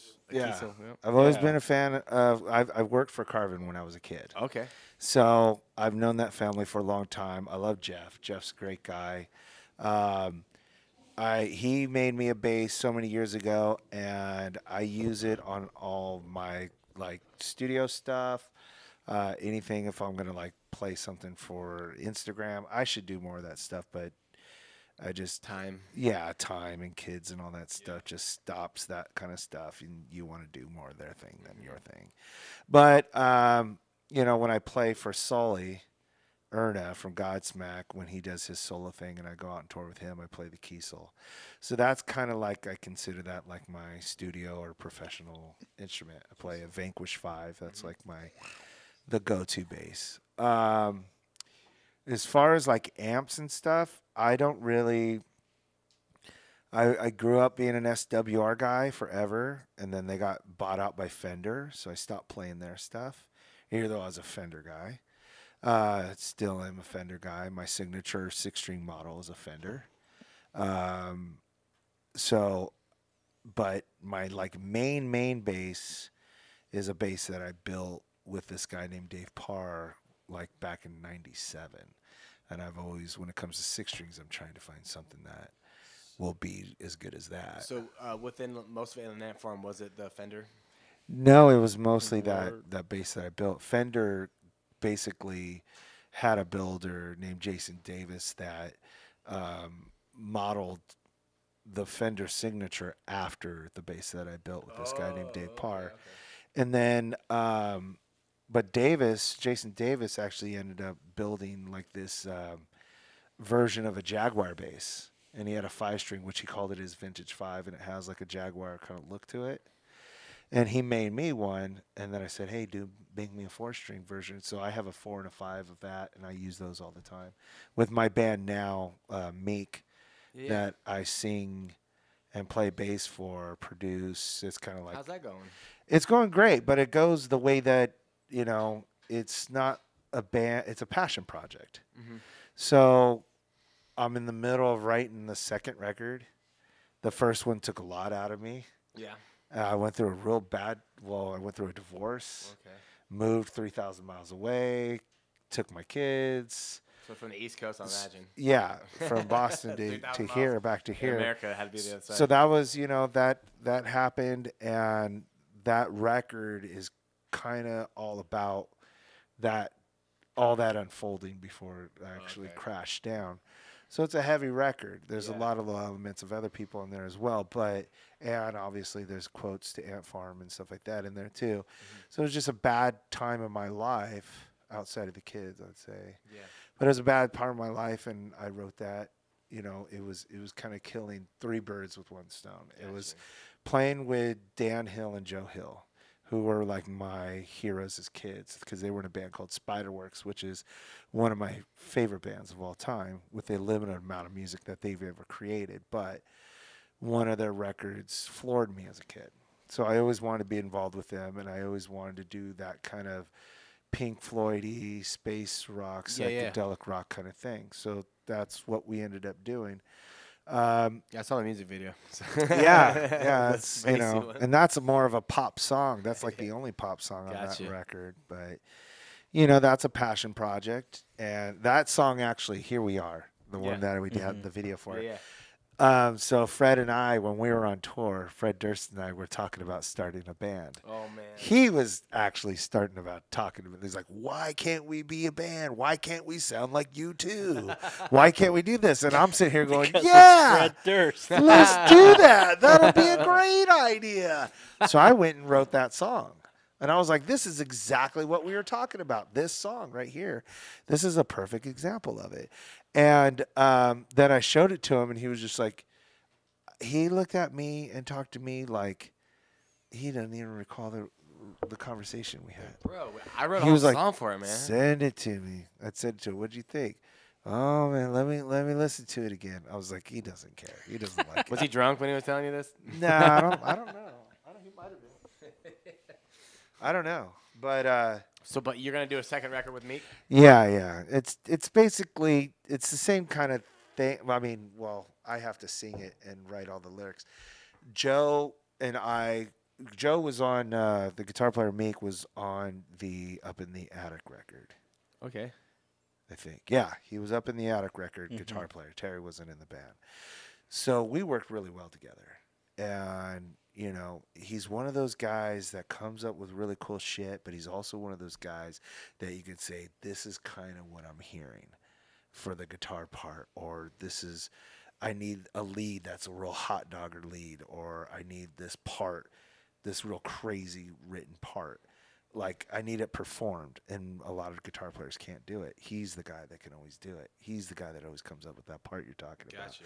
He's really good at that, So, yeah, he's given me some ideas. I'm writing some songs on my own. The last record, half of it was like riff ideas he had that I turned into whole songs, and then half of songs where I just did them by myself. Gotcha. And this one's like I think we're about 7 songs in, Oh, and the same thing's kind of happening. gotcha. It's kind of like I've written like 4 songs, and he's written he's written a ton of riffs, but I've actually finished like 3 or 4 of them and turned them into whole songs. Gotcha. Some he doesn't even remember the riff. Oh, wow. Like it was something we were jamming, sitting there, and he just played something, and I was like, oh, that's cool. I'm going to keep that. Was recording it.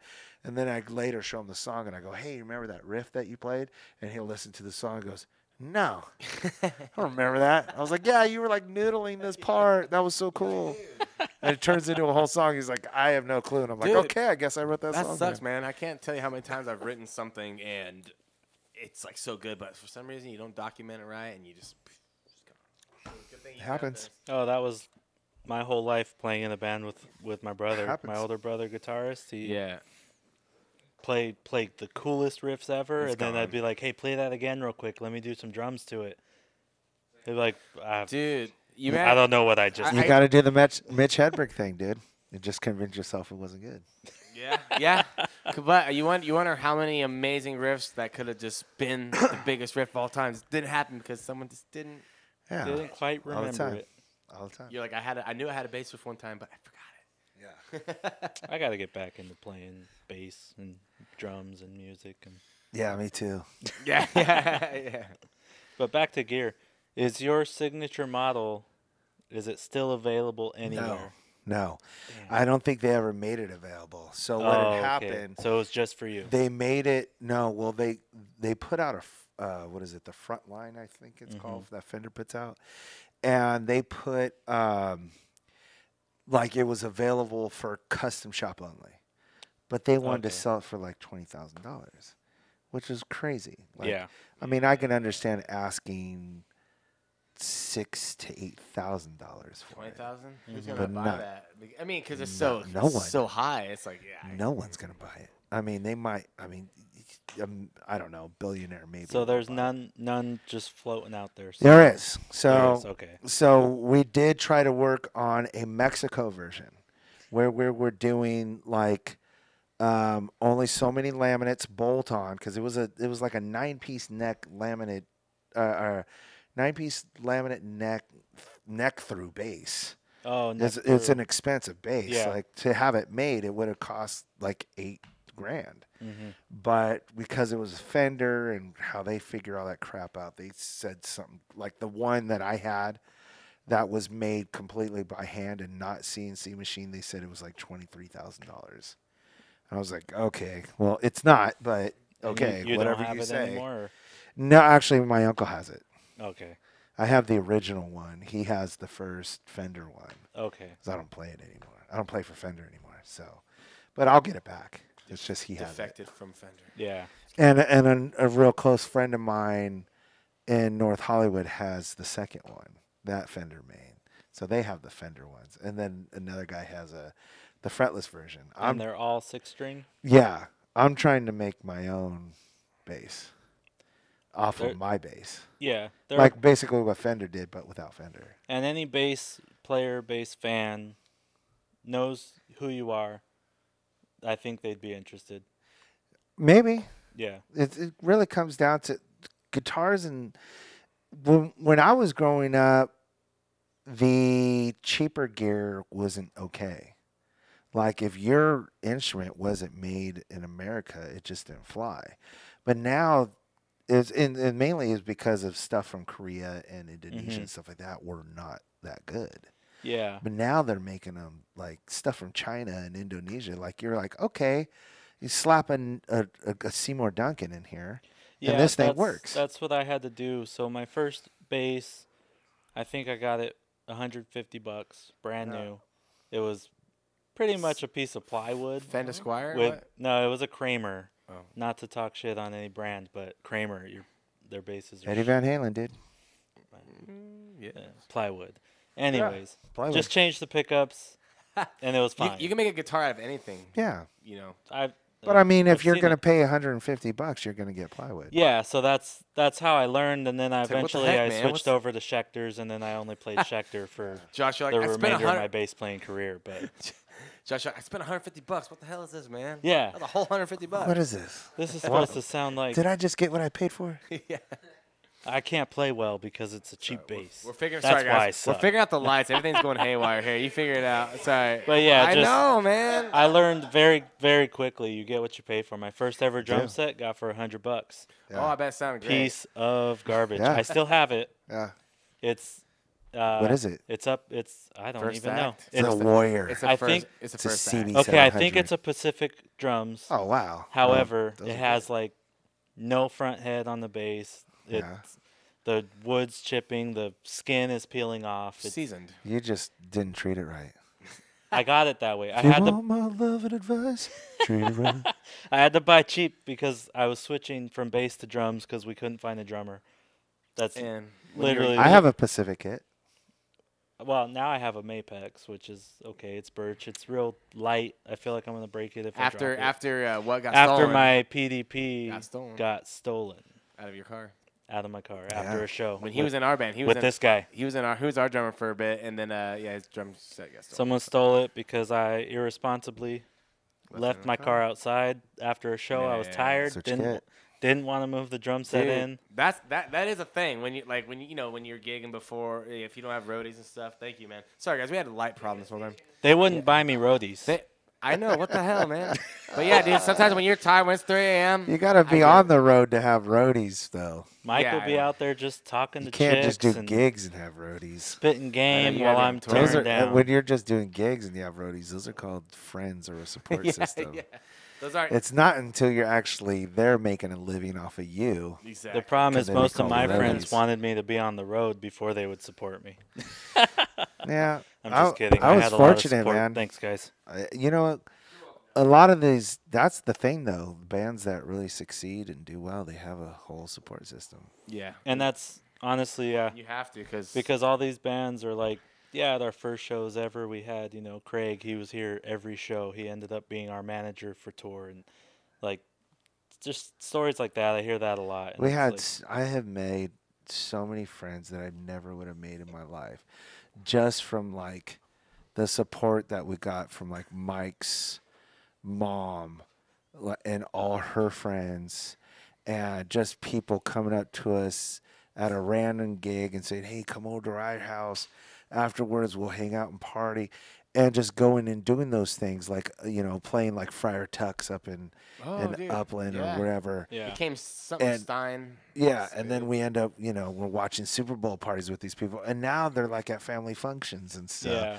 And it's so crazy, like how important those people were at the beginning of that whole thing. And like the guy, like one of the guys, Rams fan, would work on my car, and he was at every show with his friend and his girlfriend and their kids and all that stuff. And it's so crazy how all those people were such a big part of our lives at the beginning. Then you get swooped up by the monster, the industry monster, Yeah. and it's like those people are just gone. Hey, Mm-hmm. All those people that made it when happen you guys for were you. coming up before you went big and all that, will you guys have Friar Tucks? Yeah, a bunch of times. Really? We brought Papa Roach to Friar Tucks. What? Okay. Yeah, So I guess Friar Tucks was on Bar Rescue. we used to call it Keggy Browns. Well, no, even after I don't. It used to be called that. No, we called it that. Oh, I'm sorry. Because the actual big whatever they had the I don't know what do you call that, the sign, and it had like billboard or the- it had the big Friar Tuck on it, and it was just Oh. all like that. Oh. It looked like a keg, Oh. and he was like had brown skin and stuff. So I was hanging Baby out with my Browns. friends that were in this band called Spine, and we were playing there with them. I don't know if that was the gig that Pop Roach came down, but we were sitting there and we were making fun of the sign, going, "Dude, that's Keggy Brown, dude." So we ended up calling that Dude, place Keggy Brown's. That's crazy because when we moved here in 2014, we were looking for venues and we heard about this place called Friar Tucks. Well, it became like, was it Mark? What was it, Steinhaus or something? It became Steinhaus, and it became Steinhaus after Bar Rescue, the TV show, came and made Friar Tucks Steinhaus. And I guess they redid the whole place, and it was still. What pretty about like nice. Goodfellas in Chino? In Chino? Yeah. Oh, there's Goodfellas. No, we know Goodfellas and in Rancho. I've Yeah. played 2 shows there. Cucamonga. Maybe it was. They closed it not too long ago. But There's a Was it called Goodfellas Goodfellas? in Rancho Cucamonga. it's like off Central or something like that. Oh no, I don't know about Chino. And then there was, or maybe that was Flanagan's I don't know. There was- Flanagan's, I there do was- remember that. There was a bunch of them up in those Ontario. You know, there was like these pull hauled bars that were turned into venues. They put a stage in the corner. Yeah, there was one called Ziggy's also in Fontana. They built the most shit Fontucky. little stage, and Fontucky. Hey, what about the venue in Grand Terrace? The venue. hey, it's a nice. Venue. That's such a good name. It- Hey, I used to be Was the that the- resident band at the venue. venue. What was that big one that was like in San Bernardino? We had Gotham. Stingers. Gotham. Gotham. That was yeah. Gotham. You ever hear of Stingers? That was a big one. Stingers. They It sounds. I'm sure we played all these Huge. venues. So But Stingers. no one's ever there. Stingers did this great thing. So someone got stabbed there, Cool. and they're like, "All right, we're closed. We're out of business." And they just literally moved around the corner, so they're still in business. But they closed after the stabbing and then moved. They Did hope you to- go to any of the Riverside shows or any of those Riverside. venues? I've Like been the to UCR barn, in in I've been to the Cahoots, barn. I've been to in Cahoots. I've been to the Carlos Vibe. O'Brien's. The Vibe used to be a Vibe. place. Oh, the Oh, Vibe. that's We a small played there place. too. Yeah. Oh, jeez. Little tiny place. Small little place. Yeah. Yeah. All I know now is Pixels, right? Is that the Oh, place? Pixels. Yeah, on University. Our roommates here, they go there all That's the so time. small though. It's- or they don't play there. That's they like go an there. acoustic. Oh, It's- yeah. I think They yeah, did don't like they the do open open mic. mic? Oh, they Yeah. just go there. I'm sorry, they don't. But then play. they got the Rain Cross, which used to be Romano's. Uh-huh. That's where I like for my birthday party. That's where I play there. And, like have all my friends come and play music, and my kids play music. It's Awesome. cool. I know September's. I don't know if you're familiar with Rialto and all that.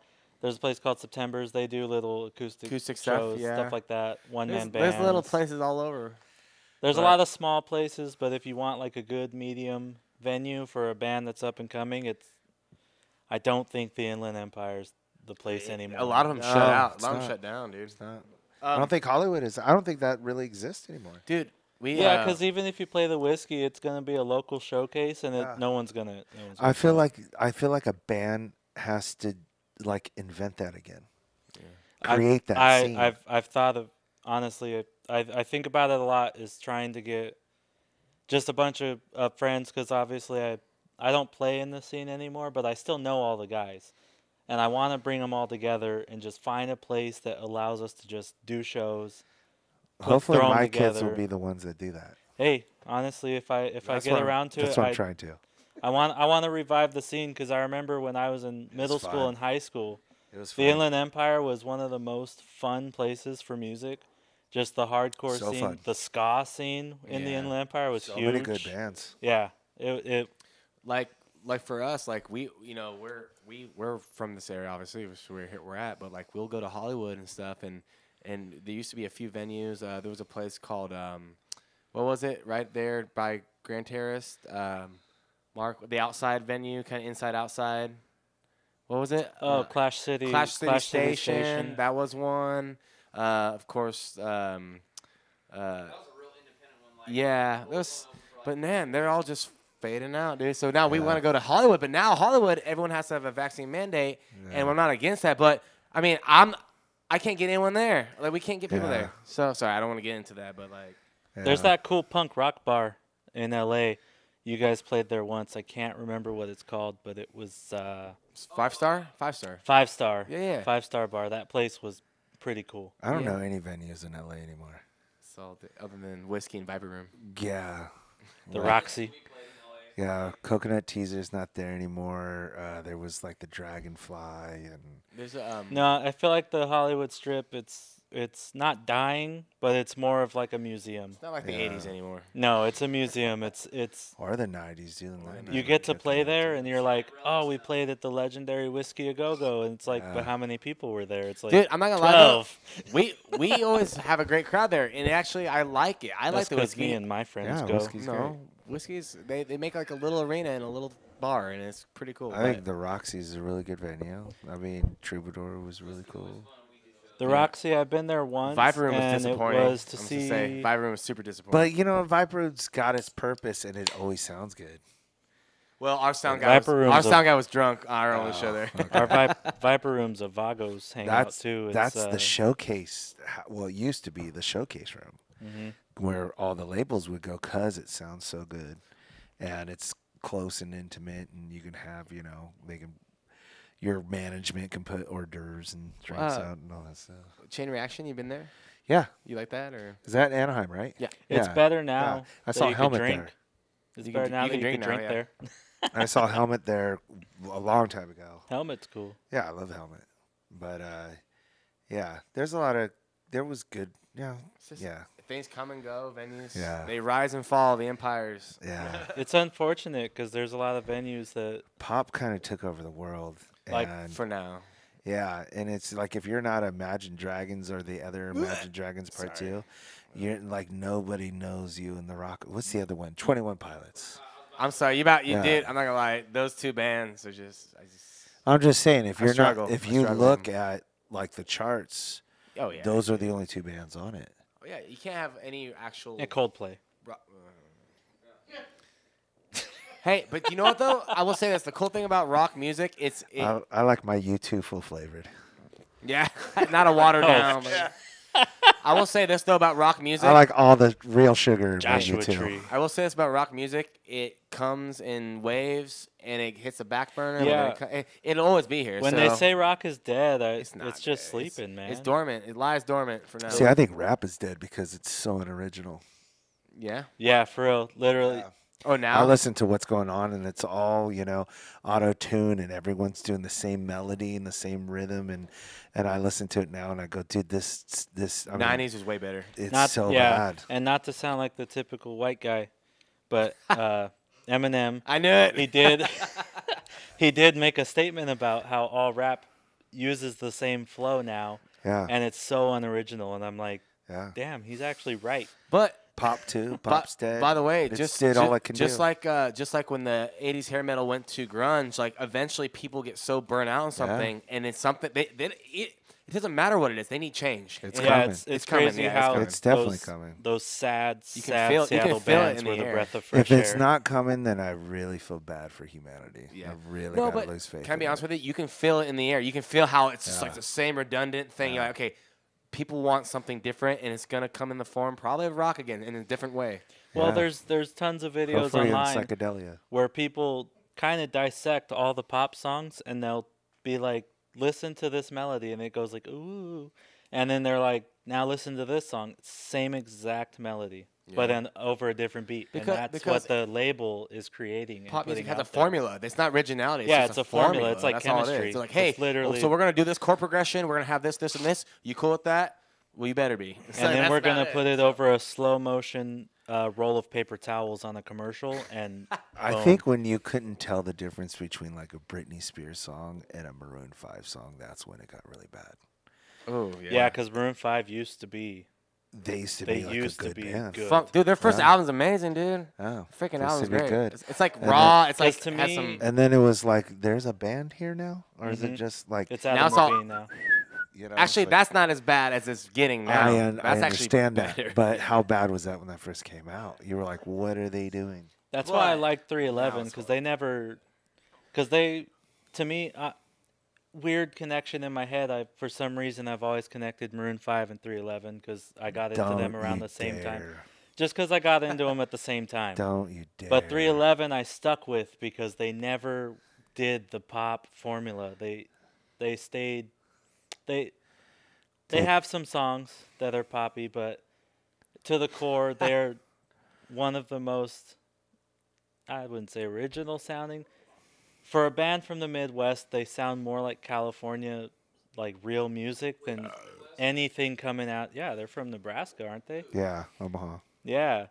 311, yeah. 311. Yeah. Yeah. They sound more like the California homegrown scene crazy. than the California bands now because all the California bands get into the labels and then the labels get into the music. And it turns into the formula of what's going to make us money today. That's one of that's my all it favorite is. bands of all time is 311. Oh, they're they're top tier. I've seen Yeah. them. I have one gripe with them because I worked for Irvine Meadows so long. They played there, I think, 4 times. Same exact set list every time. Really? Yes. I played that song Homebrew with them on stage. At Irvine Meadows? Irvine Meadows, Oh, hell yeah. Sick. yeah. That On the was when Sprite I was Liquid in- tour. That was when I was an usher, so I wasn't backstage yet. That was when Jay-Z was there. Jay-Z. It was Jay-Z and 311 Sprite Liquid tour. Yeah. I wasn't at that one. 2002. Oh, that was. Yeah. I was 9. So 10. I was 9 or lucky, 10. man. I was very lucky. to kind of pull us back into the set list, if that's cool, guys. That was Gear Talk, so we got it's okay though. We straight off. Oh, What's yeah. that? Ty had a signature bass. There we go. That's good. Fender. Anyways, Ty's equipment's tried really to cool. make- he On tried to to the next thing. They tried to make it Mexican and no. Mexican. Try to make it. They tried to make it Mexican, and it just didn't end up happening. And they couldn't. Yeah, they weren't Mexicans. They were Mexicans. Oh no.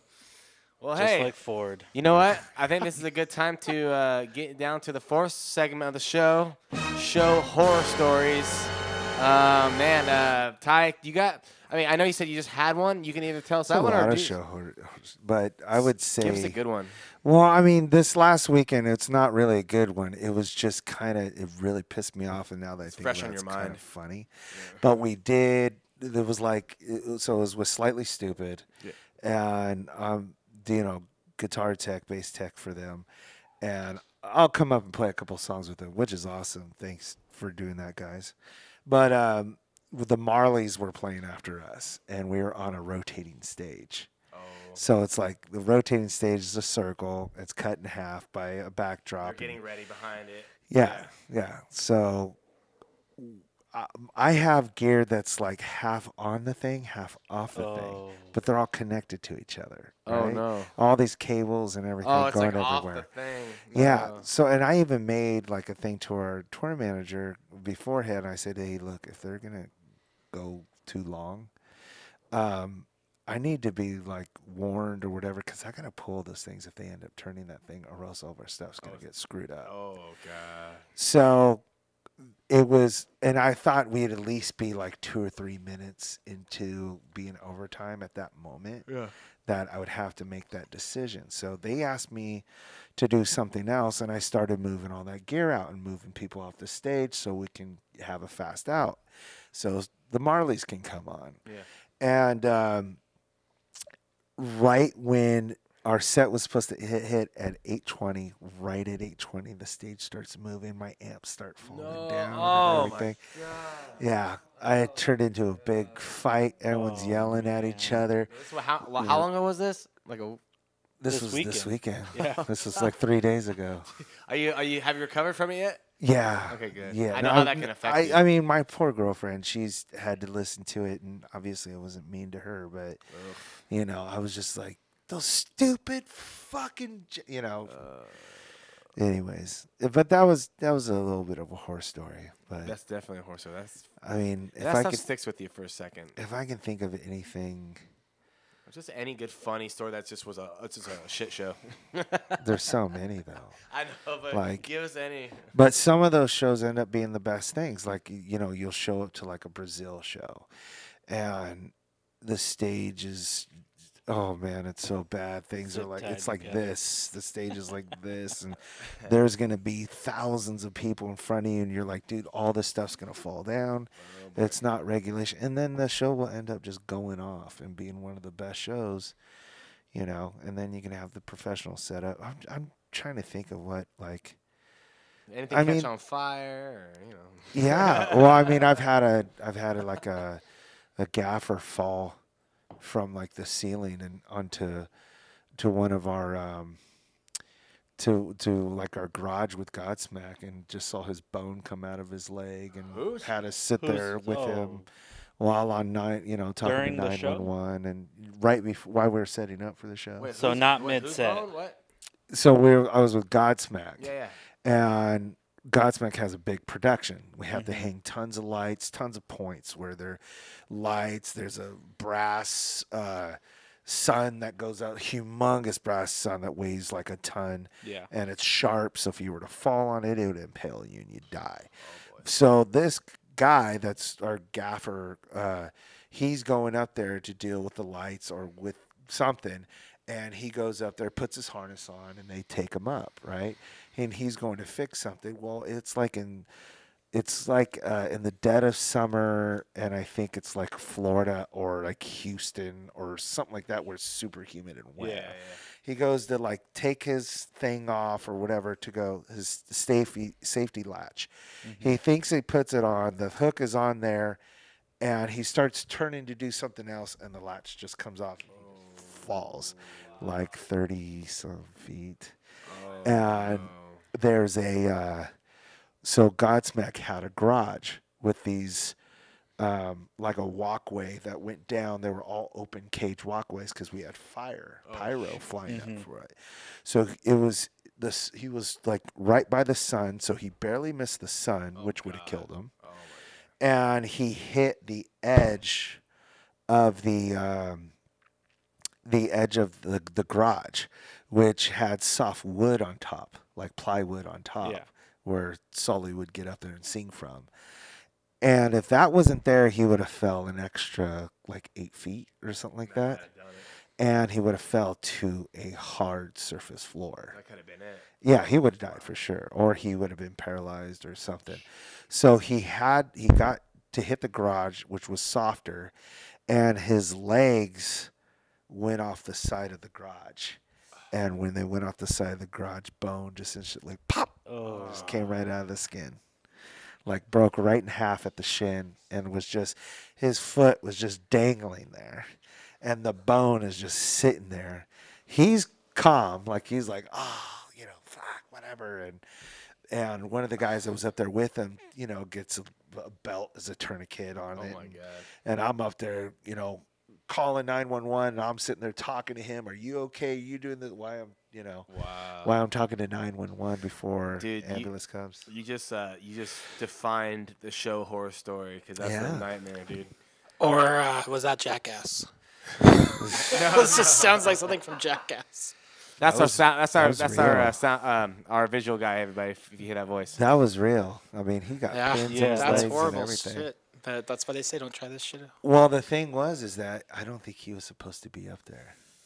So he couldn't collect like workman's comp. Because any of that Was it stuff. union? You don't know. No, it was a union house, and I think that's the reason why he went up there. Is because he needed to get something fixed, and they were all on a mandatory 15. Mm-hmm. Okay. And he was just like, "Fuck it, I'm not gonna wait. I'm just gonna go fix it." So did the show go on and everything? Yeah. Okay. Everything ended up happening, and he got replaced and all that stuff. Wow, But poor guy. Because Irvine Meadows, we had the union. It was the local 504. They're the stagehands. yeah, They do not allow no, like any tour people to go up. yeah. It's all the union. Yep. And they're very strict. There's on it. houses union houses that do where they block the stage. Mm-hmm. And they won't even let you even if you're not union. Yeah, they won't let you watch. They will not let you work. They won't let they will come by if you're changing strings. They'll be like, "Dude, you need to stop Wow. with your string changing." You're like, "Come on, man!" Might scratch a finger. I know you guys need to work a certain way, but I got way more work than you have to do right now. Yeah. And I need to do this. I need this time. And they're just like, "No, absolutely not." Yeah, Like, you have to walk away, walk out of there. The unions reign supreme in those venues. And then you're just watching the clock, and as soon as your time's up, you just run out there and start doing your job. Mm-hmm. That's the downside of being a tech, I'd say. The famous words, "Let me get you a guy." Yeah. Get you a guy. All right, man. Damn, that was a show horror story. All right. Well. Yeah, I don't know if I have anything. Oh, that's all good. Wait, what's that? I'm trying to think of something. Oh no, like I mean from a that show. suffices, dude. That works. Yeah, one time I played the wrong note. I mean, Yeah, it was really bad. Yeah. The whole crowd looked at me like, "What?" Well, I'm trying to think. Is like anyone ever? Oh, we did. Oh, a little girl lost her finger. okay. Yeah, Yeah, no in more horror stories from you, man. Chicago. These Hold are supposed on. to be fun horror Let stories. me tell you not this. actual, What are you not doing actual to horror these stories. people? Let me man. tell you this story. Oh my god. This was before the two planes This is flew sad into now. the World Trade Center, This is worse. like the day before. Oh, So, which we were in New York doing the MTV Music Awards a couple days before 9/11. We fly to Chicago to play a gig with Dave Navarro in a street festival thing, right? They're using bicycle rack to have the crowd stay away from the stage. Okay, right? Yeah. We're pretty hot at the time. We just played MTV Live, red Yeah. carpet show, right? Oh man. We just did that. The next, or 2 days later, I think it was. It's 2 days later, like September 10. We go to Chicago. We play that thing. As soon as we go on, like the first couple notes of Courage, the whole crowd just comes forward. Bicycle rack just collapse. We're stopping. They're pulling people out. A little girl, I would say not super little, but I think she was probably like 13, Still. 14, lost her finger in that bike rack. Like it was like caught. Or Yeah, like it severed her finger Did off. you think sign she's, the like, finger? So Give it to her? No, I think we were trying. We stopped the show long enough to try to see if we could find it. Like try Yeah, to 'cause see, if they because get we it wanted to fast get her to enough. get it Now fixed, right? was she like holding on to something and they all came forward? I think so. I think she was just up there at the same time, and in between the bicycle rack and the stick, because you're not supposed to have a bicycle rack in front No, of a it's bunch of got to. people. Yeah. It's got to be a real cage or a real barricade, you know? Yeah, it's got to have the footing on the Yeah. back to hold it. Yeah, there's Yeah. just, Poor girl. and She's it's got to showed up be to a super show. heavy and durable and hold thousands of people, you know? Yeah. So they didn't have that. They had a bicycle rack, which is not what you put in front of the stage. But anyways, so that girl came to like the next time we were there. She came, and yeah, she showed us her finger. Was she all and- like smiles though? Yeah, Like, yeah. hey, look. She was like, You "It's remember so-" me? We're like, "Oh my god, we're so sorry that happened." I can't believe you've "No, done it's this. Okay, it's She's like, it's kind of cool actually. Yeah. It was kind of like that, but it was like a year or so later, Poor and it was like, thing. "Oh my God, here's the girl that happened So to." you said this was the day before 9/11. Yeah, so we fly. No, okay, maybe this is 2 days before, Still. because that was September 8th, September 9th, September. No, I was thinking of September 10th. So we might have taken the flight that night. We might have taken a red eye. Fly to London, September 11th. We go straight to where we're playing a club called Mean Fiddler in London. Mm-hmm. And while we're sound checking, this guy comes in. He goes, "Dude, they're flying planes into the World Trade Center. Like, America's under attack right now." You're like, what? Like, yeah, what? Wow. So, yeah. And that was so you So kind that's of a put pretty those. horrible story. So Yeah. you put those two together. 'cause Oh, they're there's so this close other together. one. Oh, No, okay. I'm good, I'm So good. someone died actually on this one. No. Yeah. Wait, we're gonna cut the. We the shot actual, a guy on stage. So hey. Brick shot a dude. Yeah, Brick killed a guy. Tye, by the way, Tye, when I say show horse ride, I don't mean an actual horse ride. That's good. We're not thinking Nightmare on Elm Street. We're not We're talking We're about talking people about talking about just- WHORE story. Yeah. Oh yeah, like- yeah, you A know. horse Like how many story. of those are you Dude, I getting? can't tell you that. What Oh, happens on man. the road stays on the road. We have kids on man. these shows. We What's watch. the average, Kids watch these shows. You can cut Average that out. count for no. Guys, due to time, we're definitely moving along here, but we got we're gonna if this is cool, we'll skip the nerd out section today. What's the nerd out section? Just whatever you nerd out on. I don't know. Do you have something? Or we could go real quick. What do you nerd out on? Like video games, movies. What's your thing that you like? Music. It's obviously outside of music. music. Outside So, of music. maybe like a Probably movies. guilty pleasure or Probably something. movies. Movies. Me. All right, real Yeah. quick. What's your top 3 movies? Apocalypse Now, Top Gun, and For the volleyball scene, right? That's just a great movie. I love Hanging with the Boys. the music too. The beginning. I love it. Damn, damn, I can damn, only damn. love you, Johnny. That's the only reason I know that song is because Top Gun. Dude, it's a great soundtrack. I'm sure. Probably Everything. that and probably Rogue One. I'd Rogue say. One was a great Star Wars movie. Yeah, Rogue One, it's really? like, Underrated. Yeah, The best part of that movie, though, is Darth Vader killing everybody at the end. that's the Well, greatest. absolutely. That's the greatest Well, scene even in Star every- Wars history. I think I went and saw that But with wait, Mike. but even another great part of that movie is the good people die. Yeah. It's so different. Well, I it's love and that. it- It's I so what's love different. that about it. It's Yeah. good because you know how it ends, and you still are like, I'm a big Ozark fan, oh, I love Ozark. and that's exactly how I want it to end. Is I they all want it die. to end so simple that they get out of everything. They're like out of the cartel. They go home to Chicago, and they're like, dude, we did it. And all of them are inside the house, all 4 of the family members inside the house, and a car just kind of pulls up. A guy gets out. You hear 4 bullet shots. That's it. And then he walks out of the car and he pulls away, Ends. and that's the end of it. See, we're tired of happy endings. That Yes. would be actually a Genius, badass right? ending. That would be the way to end a show. Better than Sopranos. Yeah. Better than Dexter. Yeah. Twice. Yeah. Better than. Well, that's the thing. Everyone's seen the happy ending every single time. Yeah. At this point, they're like, I want something different. And then when Rogue One does that, you're like, Yeah. that's good. And that's the thing. You're thinking about, wait, how do these people play into episode 4? It's like, oh, they don't. There's a reason. Then watch. Yeah. You know how in episode 5, let's nerd out for a second, just real quick. Yeah. You know how in episode 5, how Darth Vader goes Yeah. when the Falcon takes off or Yeah, whatever, and yeah. they lose him? Yeah. I got that same vibe when he walks out on that dock, and And they get away. they take off, Yeah, yeah. and he's just standing there like, fuck. He's like, Same thing. yeah. Same kind of Nostalgic. vibe. Yeah. It's the like Solo was cool, and the 3 episode 1, 2, and 3 they're all right. I like 1, And personally. you like 1. I personally love 1. There's Of- a lot of good moments in 1. Of those 3, 1, 2, and 3, I honestly thought 2 was the best one. I thought 2 is the worst thing that's ever happened to Star Wars.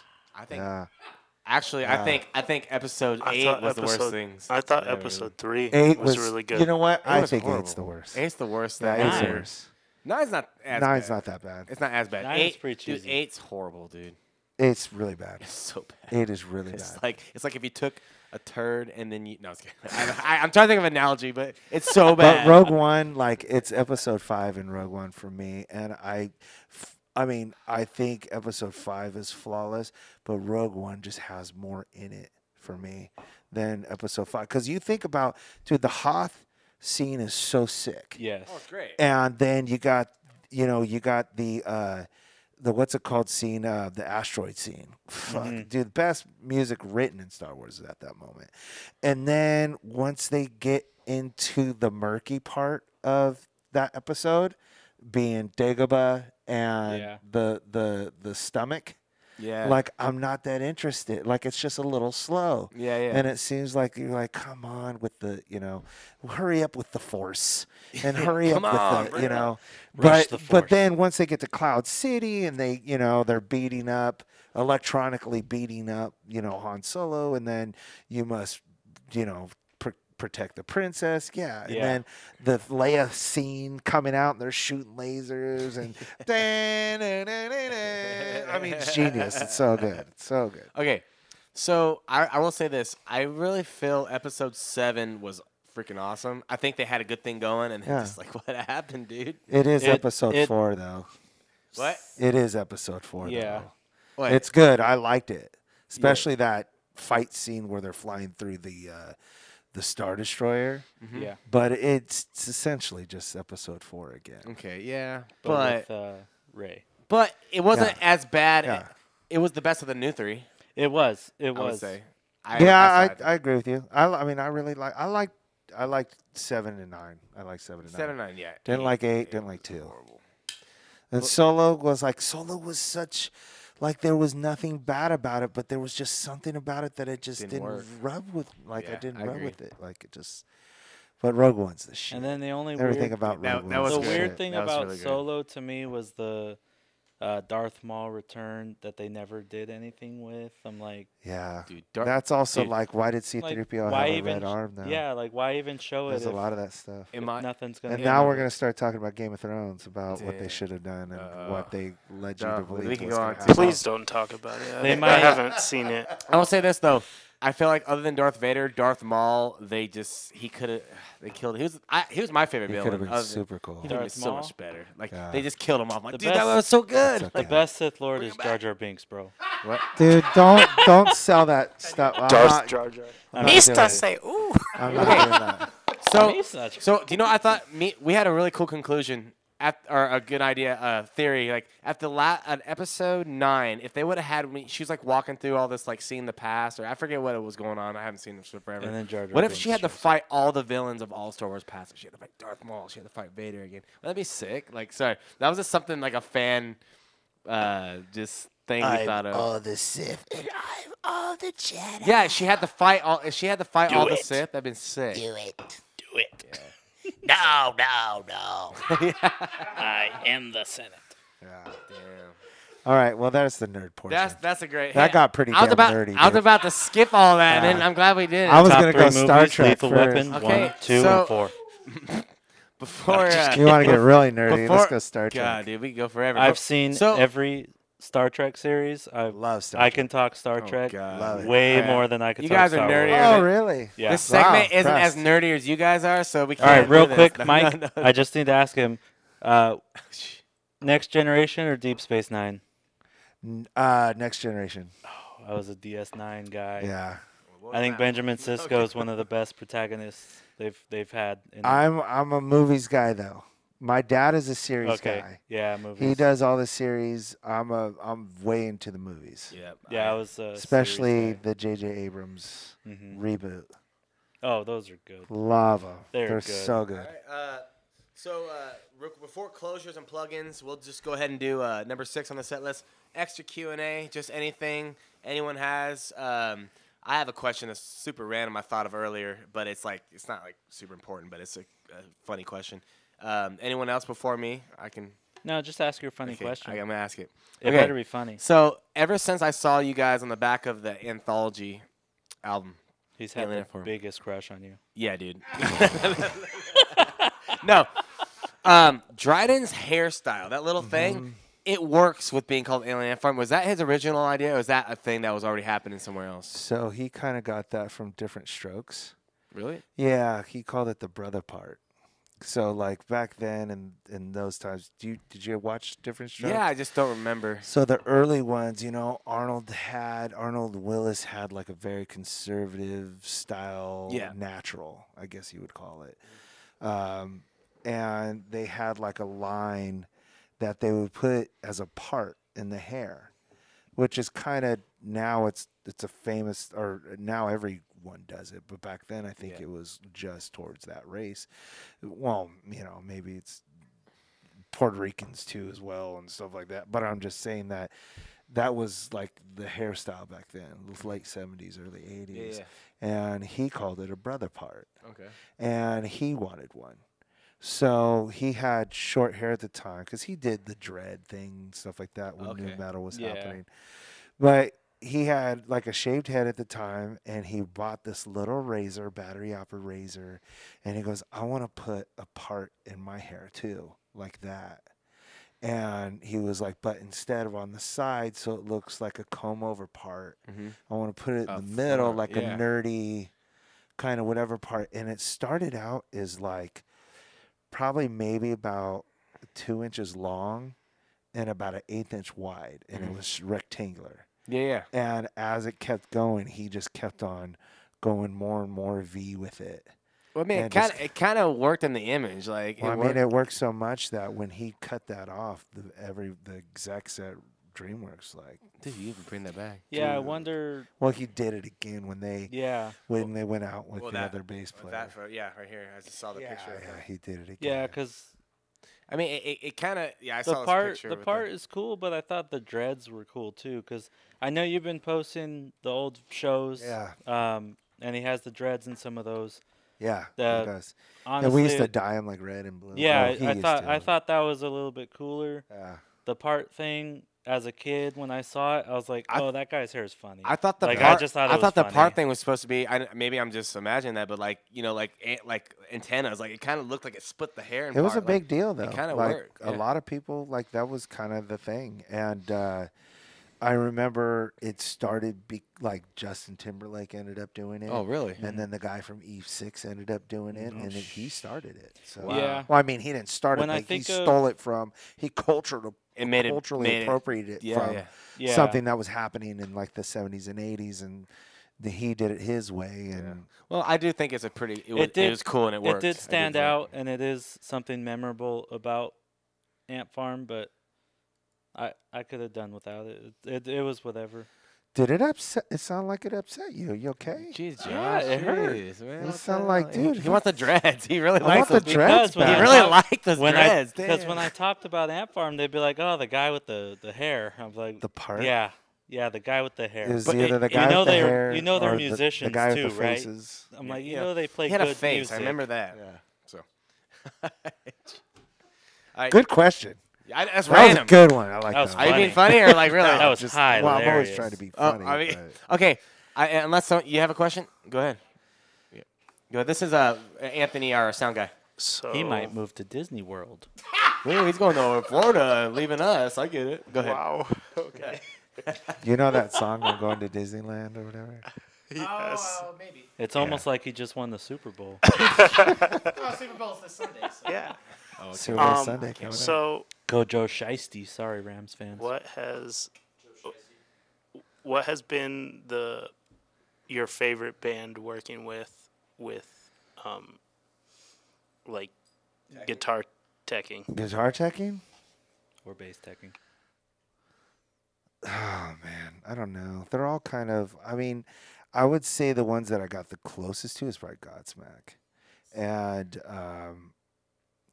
I really enjoy, like, Sully is seriously is one of my favorite people in the world. We He's- get along so well. Is he from around We here? have, no, they're Boston. from Lawrence. Or, yeah. Yeah, Boston. He's Greater Boston. He's But they're all Boston guys. Lawrence, Mass, kid.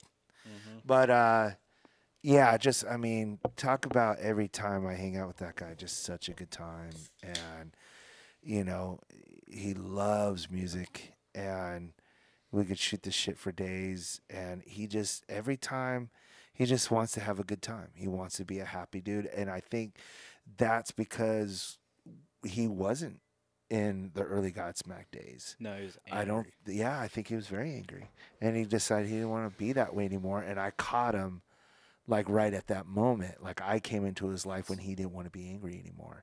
So he's been nothing but he's been just a great guy. And you're probably a big part of his So, life. you like a came friend. in- Well, I mean, I play bass for him now, and Yeah, we so- tour together. And I just talked to him. Yesterday was his birthday. Oh, really? Yeah, so I Yeah. hit him up, happy birthday, and I posted that video. Of He you guys actually sent jumping that around, to me. yeah. He sent that to me when I was just like, "Hey, happy birthday," and he was like, he's always talking some kind of funny shit with me, and he just sent that, and I was like, "Dude, I gotta post that," Yeah. and he's like, "Yes, do it." I'm Yeah. like, okay, I'll post it. No, he's a super nice guy. Super. I remember you guys came through Irvine Meadows. I think that may have been 2014. So probably right after you caught on with them. Yeah, And honestly, I was I- there in 2014. yeah, I tweeted something a week before the show, and I said, Godsmack's coming to town. I'm doing security for them. yeah. And he responded to the tweet and Was was, it like, Seether? it was Seether, Yeah, I was on Godsmack and that tour. Seether. And like I Set to Kill and some other bands, Yeah. Buck Cherry, I think. Yeah, Buck Cherry. So he responded to the tweet and was like, well, then no one better get in our dressing rooms. And then I got a call from my boss, and he said, hey, they want you on dressing rooms. I was like, what? Dude, that's so cool. So I was on dressing rooms that night, How and I funny. met like Robbie, and then anyone who knows me knows my like two favorite drummers in the world, Shannon Larkin. Shannon Larkin and Mike from Disturbed. Yeah. The way they play is incredible. Larkin's the shit. Shannon, to watch him play is so much fun. I've worked with that guy. Well, not worked with him. We gigged back in the day when he was with an Amen. yeah. And Amfarm played a bunch of like little shows with them, and that's how I met Shannon. Yeah. And great guy, But, sick drummer. Yeah, they're all the guys from Godsmack. Yeah. Like Robbie introduced himself to me. Yeah, He's sweetheart. like, "Hey, I'm Robbie. Yeah, You're gonna be super here all sweetheart. night?" I was like, "Yep." He's Yeah. like, "All right, well, I'll be seeing you." That's Yeah. sick. They were the nicest guys to ever come through Yeah. Irvine Meadows. Yeah. And then Rush played there, and they came to that show as guests. Yeah. And so I got to talk to Shannon again, and I Yeah. was like, "Dude, I'm just such a huge fan." Like, Yeah, they were showing me footage of that hmm when they were hanging. we actually had to fire a guy from the Rush show because he was taking pictures of all of Geddy Lee's really. rig and Oh, shoot. everything, and their manager came by and was like, "Hey, what's Yeah. What's your boy doing Well, over I there? guess We're like, oh, I don't know. This is a really cool thing. So Godsmack might have recorded the very last interview ever with Neil Peart before he passed away, because they asked if he would be a part of their documentary that they've been making for a million years, and he said, "Sure, I'll do it," because he's not a guy that does stuff like that. Yeah, he's. And they knew that he knows that those guys are such Rush freaks. Oh, So he decided to do it because they're two drummers and they do the yeah, drum and that's dual another thing. thing is by default, I guess, because Shannon Larkin's one of my favorite drummers. Yeah. Sully has to also be one of my favorite Yeah. drummers because he wrote a lot of Well, he was the drummer drums on for all that. Godsmack. Yeah, So he it's was the drummer for all that. and then when they come out of the garage with the other drum set, Yeah, and yeah. that's if you haven't seen Godsmack, That's go awesome. see Godsmack. That is It is a Yeah, we saw them. badass show. We saw them on the Saint Anger tour actually. With Great Metallica, they show. opened and they Yeah. did great. It was saw that show. I 2003, went to I that think, too. 2004. yeah. Yeah. Like I know the internet has their butt rock label, but Godsmack is one of the They're not butt rock. most fun shows that I've ever seen. Yeah. And that's coming from someone who's And do you know what's funny? worked. I agree. My dad's not in the metal, but like he took us to see. Well, we went to see Metallica in 2004 for the Saint Anger tour, and Godsmack. Excuse me. It was Omaha, Nebraska, and Godsmack was opening for him. And it's funny. My dad, he was seeing the show from a outside perspective. He had no like favoritism to anyone. He just wanted to take his boys out to see their band, and we went to see Metallica, and Godsmack did great. But my dad was like, man, he's like, I really like that Godsmack, man. Like you said, that was the band that stuck out. Nothing against Yeah. Metallica, but like they. No, I was there to see Metallica, and I was really impressed. Yeah, they were doing that drum off. Oh. They were doing the two drums across yeah, from each other. because That was Sully's so sick. a badass drummer too. Yeah, he is. He would come down and we would roadie check, and he would always get on the drums, and it was just like anything Rush you want to play, let's play.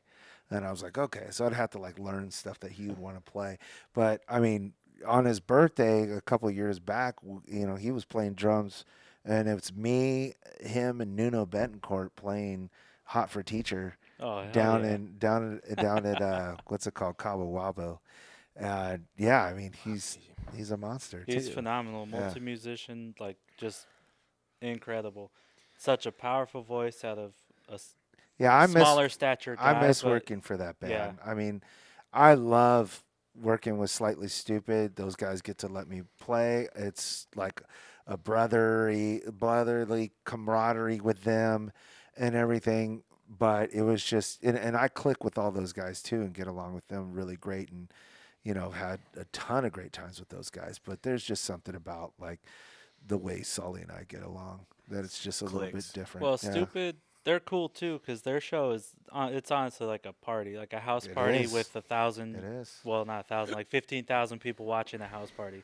And like- now their light their light show is like up there with like Floyd now. What? Really? Yeah, they just 'Cause I got saw this new them guy, and forever within ago. the last like 4 or 5 shows that we've done over this last half of the year or whatever, it's just gone crazy now. Yeah, and their That's so shows. I cool. think I saw them with the Marleys too, but it was in Irvine Meadows years ago when they had the U-shaped tape on the stage and everyone could stand on stage. Yeah. My job was literally to walk back and forth on that U and keep people on the other Yep. side of the tape.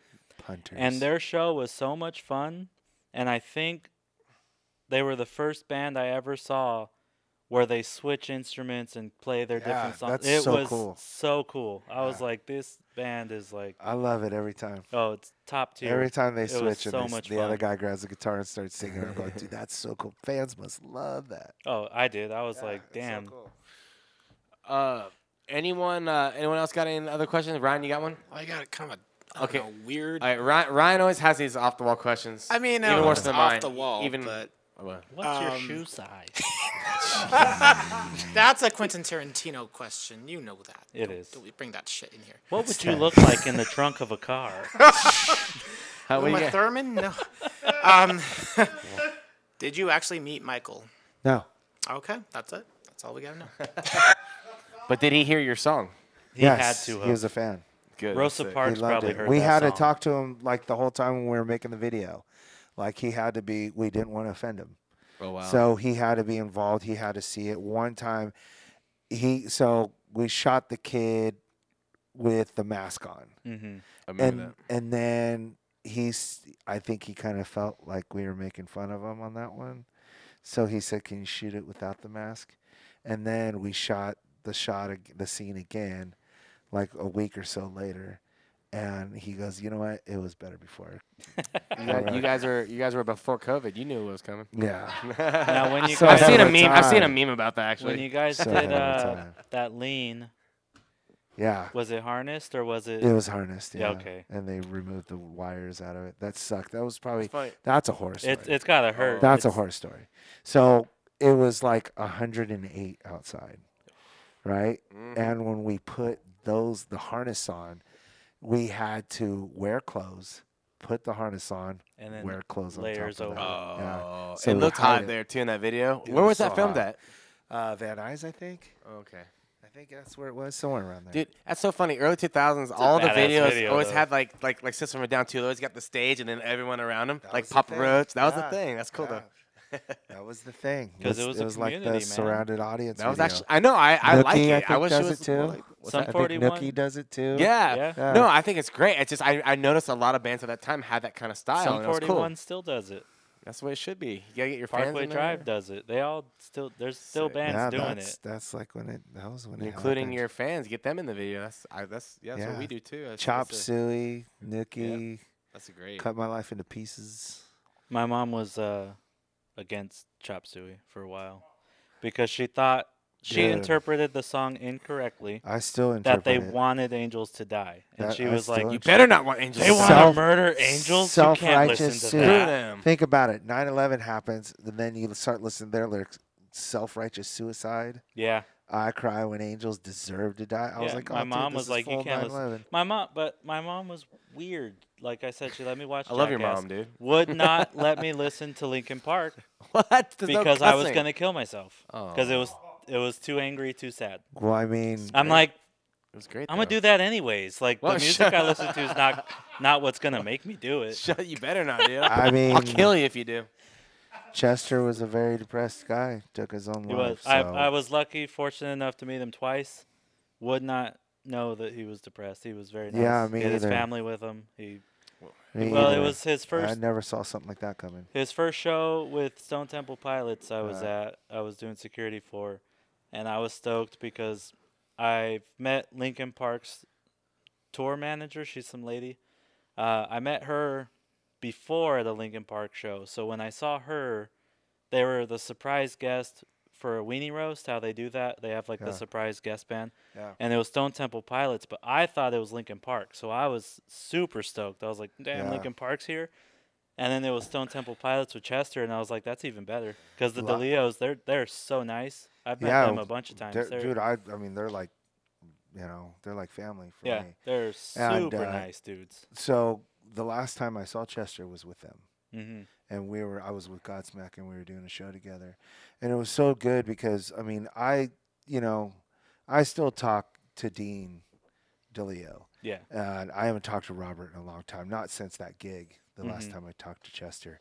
And, I sat there and talked with those guys, of course, for a while. And Chester was hanging out. And those guys, all right, it's great seeing you after hanging out for like 15, 20 minutes. yeah. And Chester's just sitting there, and him and I are just shooting the shit. And he ends up sitting there for an hour. We're just sitting there talking. He has no shirt on. He's sitting here. Just white. you two? Yeah. Really? He's just sitting there. But that's the way this guy was. I He mean, would- he's yeah, no, so it's just like- personable. Yeah, And I got to talk to him a little bit too. Lincoln Park took us on our first tour. Wow. And they've done a bunch of other like European dates and stuff with I us. think their first show was with System of a Down. Oh, really? Yeah. So I we didn't- used to play with System I didn't know of you a- guys went on tour with them. Yeah, it was our first our first real tour was with Lincoln Park and Wow. Taproot. That's sick. Oh, And that's it was us, badass. us, Taproot, and then Lincoln Park. Dude, that's so sick. And I became friends with all those guys, But the cool thing about Chester is he was the only one that would drink or smoke weed. And so we did that every day, all day. So he hung out with us every day, all day. Mm-hmm. Chester was always with us for those months that we were out together. He was always with us.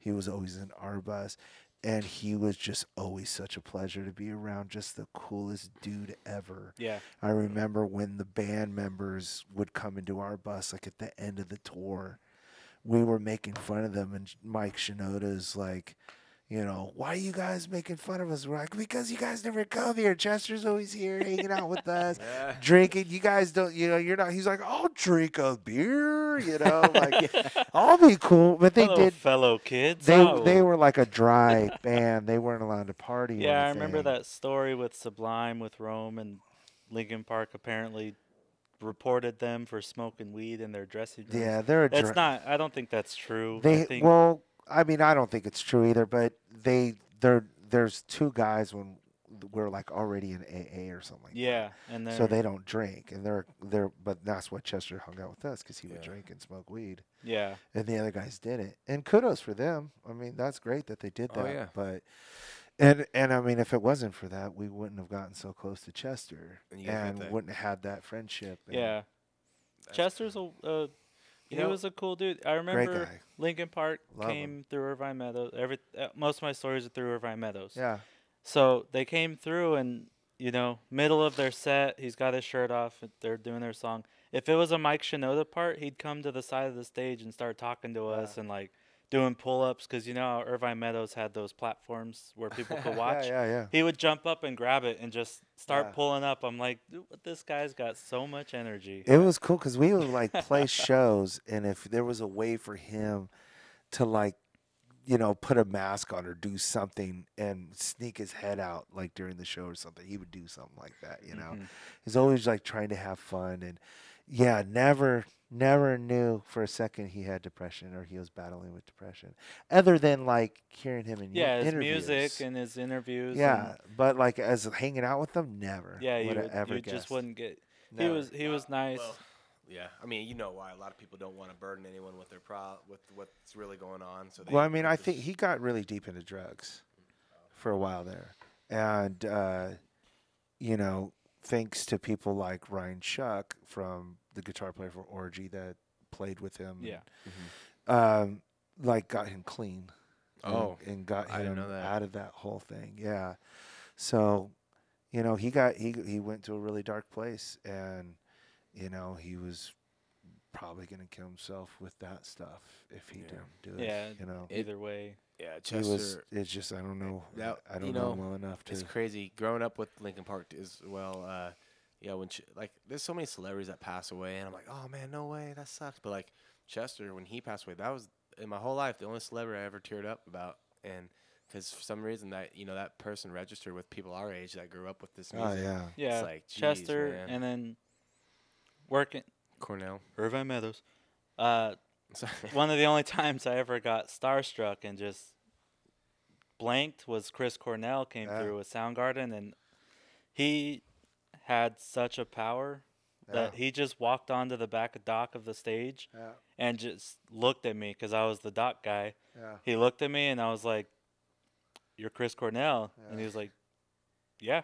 I was like, "Okay," and then he handed me a pick, so I was like, He walked away. because my thing is I collect picks. I do have a bunch of picks from everyone that comes through. He handed me one, and I was like, it was almost weird because it was like fate. Like he knew that I collect picks, even though he didn't know that. But I was just starstruck. Like I couldn't even talk to him. All I said was, "You're Chris Cornell," and he was like, "Yeah." I was like, "Damn." And then when he Super cool. died, one of the few that hit me pretty hard. So Soundgarden's so good. Hey, They're so Tye, cool. did you I mean, obviously you rubbed elbows with all kinds of big names and people. Was there ever someone that you met that you were totally starstruck? I mean, I know. No. Really, you just kind of just. Yeah, I just always just go with it. Yeah, that's cool. Yeah. And I mean, I've told them like, "Oh my God, you're amazing to me," whatever, but never like just When like you saw like, oh my God, choked that's them. up. Yeah. And Yeah. that was something I think I got over real quick. And Because you're meeting people all the time, famous people, and all these people, and you're like, you know, it kind of goes away. I kind of would like get into Frank Zappa and see how he would like treat people, and he just kind of always had this didn't give a shit attitude. Mm-hmm. And it's just like people are people. Like you're a musician, I'm a musician. We're all You're, humans, whatever. He just always, and I always admired that. And kind of adapted that. Well, when I saw that, I was like, that's how I'm gonna be. So they won't, you know, from this moment on, because I kind of fanboyed 311 when I first Okay, yeah, started hanging so- out with them. And I can tell, like, there was this point where I was hanging out with the drummer, Chad, and we were starting to get along, and I would, like, fanboy on him. And he would kind of like, okay, now I don't want to hang out with you.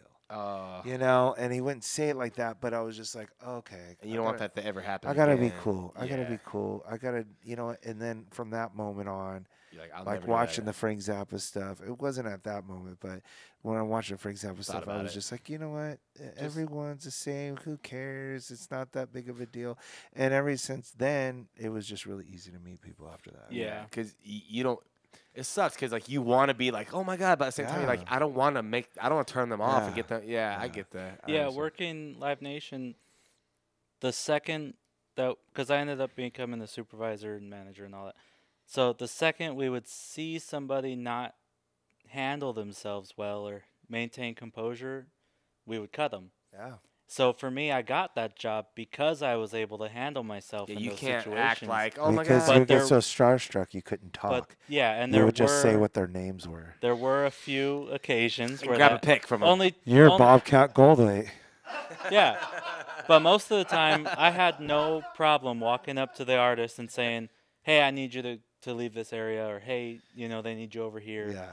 Hey, what's your name? I need to get your information. M Yeah. Shadows, Like- you know who I am. Remember? M Shadow. Oh my It's god. a lot cooler than that way. I mean, I've had conversations with people that I would never thought I was had conversations with, just being cool Yeah. and I just tried. literally acting like you don't give a rat's ass who they are. That's But you that's- do. But you that gotta, was our You can't. Yeah, Well, yeah. that was our mantra. I We get it. would- No, I get it. Totally. So I end up, I'm at a Papa Roach gig at the Hollywood House of Blues.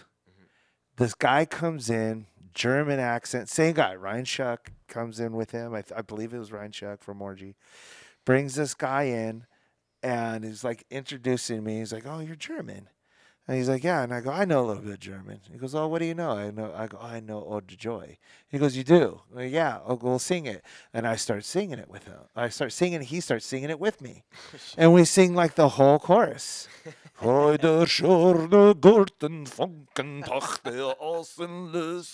So we're singing this together. And I'm like, dude, that was so cool. And we end up hanging out and talking for a minute and whatever. And then I'm like, okay, cool. You know, that was cool. Awesome. You know, and I walked away and I was like, who is that guy? That was the singer of Rammstein. What? Oh Wait, man. Till? Yeah. I had no clue. Dude, the guy's But I big. know who he is. Big old dude.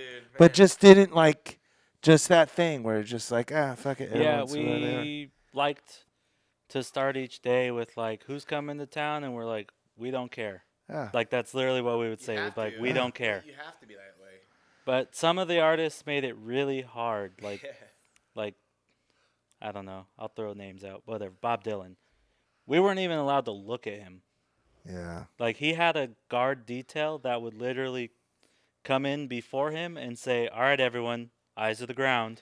I guess that's what it takes to We're be like, that no. way.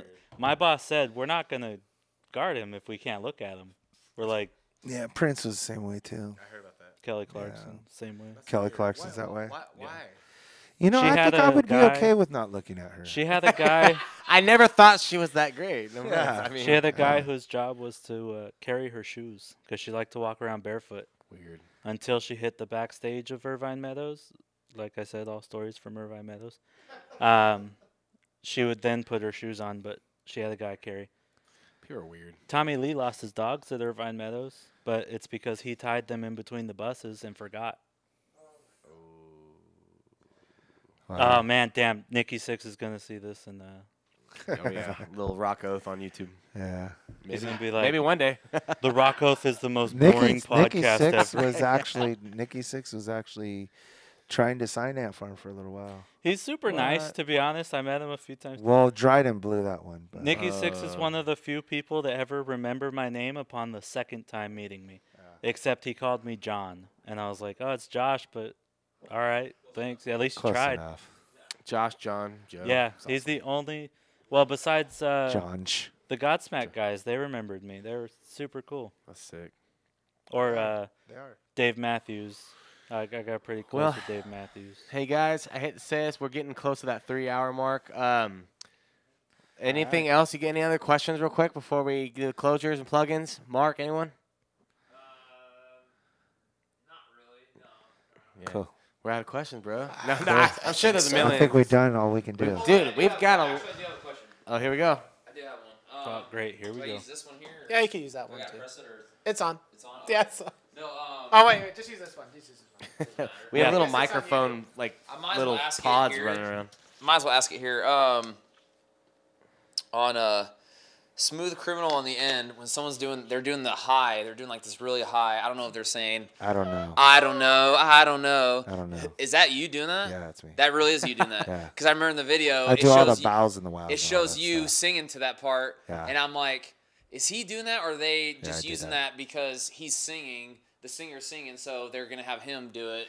Because sometimes music videos will have the other guy do a part Just that's for the actually, sake of Yeah, making no. it look like. I do. I think Tye the does- 2 high parts in that song on the harmonies. Dryden does the bottom one. I do the 2 high parts. The So I do that, and I do that.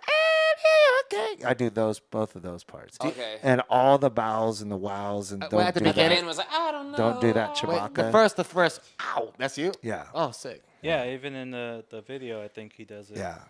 All the bows, all the Michael. And is that stuff for is- That's cool. every song you were the high harmonies, or on were the you just- first album? Or okay. On the first album and I think a good portion of the third. Dryden did. I think I had a polyp in my throat from singing Okay. Smooth Criminal. So on the second record, I didn't get to sing much, and Dryden was such on a good stride because I think Robert DeLeo was a really good vocal coach. Oh, And- he coached him. Yeah, he coached him through that whole record. wow. I think he produced all the records. Him and Andrew Sheps did all the vocals on that record. At the same time, we were in with Dean and Andrew Schiffman doing, the guitars and bass and drums and extra stuff. Robert was in with Dryden in a separate little lounge makeshift studio Okay. that Dryden worked in, and his whole thing was that to get the best take out of, for some odd reason, I don't know why he felt like he had to do this, but he put cayenne pepper on his balls, Hell yeah. so he was always like uncomfortable and would get into it. Jeez, that's I've never heard anything like that in my It life. worked. Yeah, Okay. that's what he did. Damn. I think he sang his ass off on that record. Oh yeah. That He did all the harmonies. He did everything, and every take was. I mean, he was working for it and hurting at the same time. So, hey, man, I guess that's what Mike, it took. try it. That's what it Maybe took. we'll. Hey, we're actually doing vocals next week. I'll just put some away. Do it. No, I was just gonna say. I was real quick. I also think Tabasco. the song "Wish" is probably because you were saying like you're not really. You said you're not big in the metal as much, but I think "Wish" is probably the closest Oh yeah, to that. And that I was think one. that's- That was the first song I actually wrote for the band, and I wrote it before the band. okay. So What? it was That's like, one of my favorite songs Hey. off that album. And it's Yeah. on Tony Hawk Yeah. 4 or one of the Tony yeah, Hawk. something like that. And 3? what I have a question. What do you mean when you say make a wish, make a succotash wish? What's That's that mean? from Delight. My wish, my succotash wish, sing it, baby. I couldn't ask Okay. for See, I another. didn't know that. Yeah, I was just quoting I her. was wondering what that meant. Make a wish, make a wish, make a succotash wish. That comes from her. Oh, okay. yeah. I see. That's- But yeah, I wrote that song before Ant Farm was even a thing. I wrote dude, Wish. great It was song. the first band the first song I brought to the band. So that opening riff in the song, did you write that or? Okay, sorry. I think that was Terry. I think Terry came up with that, but the original thing, what was already there was jigga jigga jigga jigga jigga jigga jigga jigga jigga jigga jigga, and then What's that little right before the vocals come in? Is that the bass going? yeah, through? It's that's like a thud. triple pop. I'm going Right before we start singing. That yeah, little it's thing. just I thought that was the bass. Remember? Yeah, We it's always the talked bass. about that. We like, is that a drum thing? Or is that the bass yeah, coming in? it's the bass. Yeah, that's it's it. on the 6th string. Yeah. It's like you get that clicky. Yeah, That's that's a right at that's the a top. great song. So I think it was one of those things where I had the riffs. Mike started playing the drum beat. Terry and Dryden we were at where he used to work. Dryden used to work. He used to do mail. He would send out like junk mail for a dating service, and we get to play in that warehouse. So Dryden and Terry were off working, or not working, getting beer. Well, and Mike and I was like, hey, so I have this song. Let's go through it. And I was showing him all the parts. Then Terry and Dryden come back with the probably Bud Ice that we're drinking at the time because they're 5.5. It only took like 2. Yeah. But anyways, so they came in and they were like, oh yeah, and we kind of structured it and worked it out. But I had that for another band. Okay. Before that, we played it in parts of it in various forms, but it never became like a real song. SS Recognized was like another one of those things that I had before the band. Okay. Now, can you find that song, SS Recognize? Is it on YouTube or anything? SS Recognized is on Truant. It's on. Oh yeah. Okay. Yeah, it's on Truant. It's on Greatest Hits. Greatest Hits. I gotta look that. And I think it's on Love Songs, or it's on another demo, like One a of cassette those, demo. yeah. Is that why too? Like it's kind of higher on the. I mean, it's later on on the album because it's Older. It's not as like Current. It doesn't like they think like, oh, this doesn't like relate as much with the songs at the beginning Because of the it's album. older. The way that songs are picked on the album is purely out of how we think they go with each other. Okay. And how we want the structure of people to hear the album. Okay. Because I always felt like when I heard that song, I was like, dude, it's like, why isn't this song more at the beginning of the album? Like, I love this song. Well, there was only one thing I think we switched on, like Anthology. It was we wanted to put the second song to be the industry song. What was that called? Whisper. Yeah. So we wanted Whisper to be the second song and Movies to be like the fourth song. And they were like, no, Movies is going to be a single. We got to put that up front. And Whisper needs to be pushed back a little bit because you're basically dogging on us. Yeah. The guys that are giving you the money. We're like, no, we're not dogging on you guys. We're dogging on the other labels we showcase for passed us on. But that was the truth because DreamWorks never threw a showcase for us and whispered in the back of the room. It was Interscope. It was Columbia. It was Sony. It was those guys. When DreamWorks came in, like, I think Ron, or the guy that signed us, Ron Handler, I think he already knew he was going to sign us because Papa Roach was like, we got to sign those guys. And he was like, he was only there to be like, are these guys good enough to sign? Right. And on that day that he saw us, which he wasn't supposed to be there, he just was like, okay, I'm going to show up. On that day he saw us, he called our management not even an hour after we talked with him. And he goes, hey, I'm going to give you guys a deal. And I'm going to send it to you very soon. Don't go over my head and start a bidding war with this because you guys went to every single label and showcased every single label and everyone's passed on you. And I'm not going to pass on you. I'm going to sign you guys. And we said, we'll definitely sign with you guys. And that was it. Real quick, because time, we're going to have to shut off here in a second. I have one last big question for you. Yeah. Smooth Criminal, obviously, that's kind of the pinnacle song of your career. Yeah. I think I know the answer, but a lot of bands, they get that hit that's a cover, and they're kind of like, I wish it was original. But do you have any? Is that any a feeling that you ever have? Or are you just like, I don't care, I'm proud of it? I am proud of it, and I love that song, and I think we did it better than Michael. Yeah, there I said it. I agree. I agree. It's more fun. I agree. But Actually, I went back to Michael's version because I knew your version before his, and then I went to his. I'm like, yeah, I thought but Michael it is his Jackson song. covered you It is guys. his song. It is his he song. covered you guys. Yeah. And some people can outgrow that and come out from that shadow. Limp Bizkit's one of them. Marilyn Manson's another one. But we just weren't able to do that. And unfortunately, we were a very serious band that we didn't take ourselves seriously enough, and the fans ultimately ended up not taking us seriously enough. Do you ever feel it could have been something bigger, or? Yeah, definitely. I just don't think we knew what the hell we were doing, and we were just ultimately trying to have fun. But I don't think our music was saying that we just wanted to have fun. I think our music was pretty complicated, and you know, the way it was written, regardless if you like it or not, I don't think people can like seriously just go, "Oh, this band sucks." It No, would be like, absolutely "Okay, we'll not. try to play it." You know. No, it's a great. You guys So- have a great band. Thank you.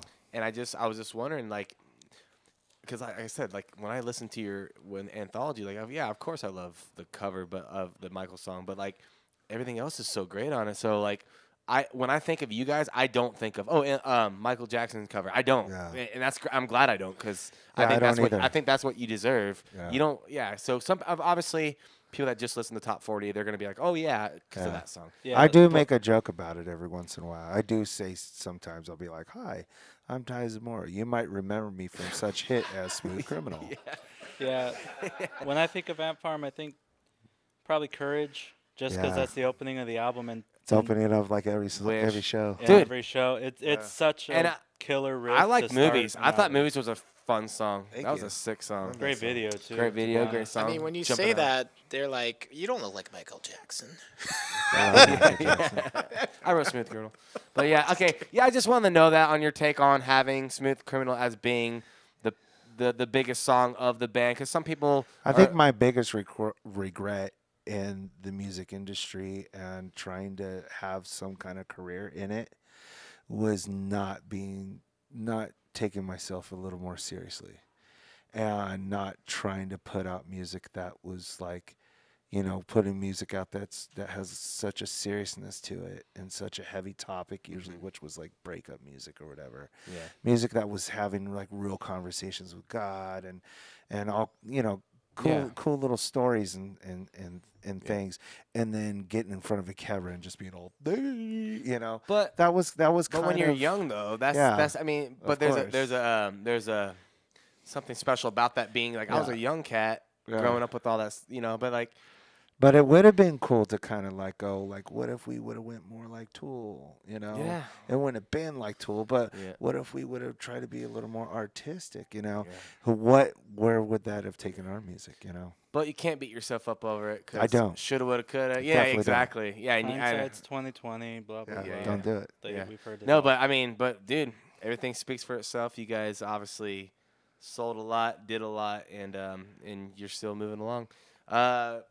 So with that said, we're gonna have to wrap this up. So Cool. before we're done, thank you, man, so much for coming. Yeah, of course. Uh, Thanks for having me. Yeah, dude. Seriously, man. Thank Yeah. you. It meant a lot. We had a great talk. yeah. I enjoyed this so much.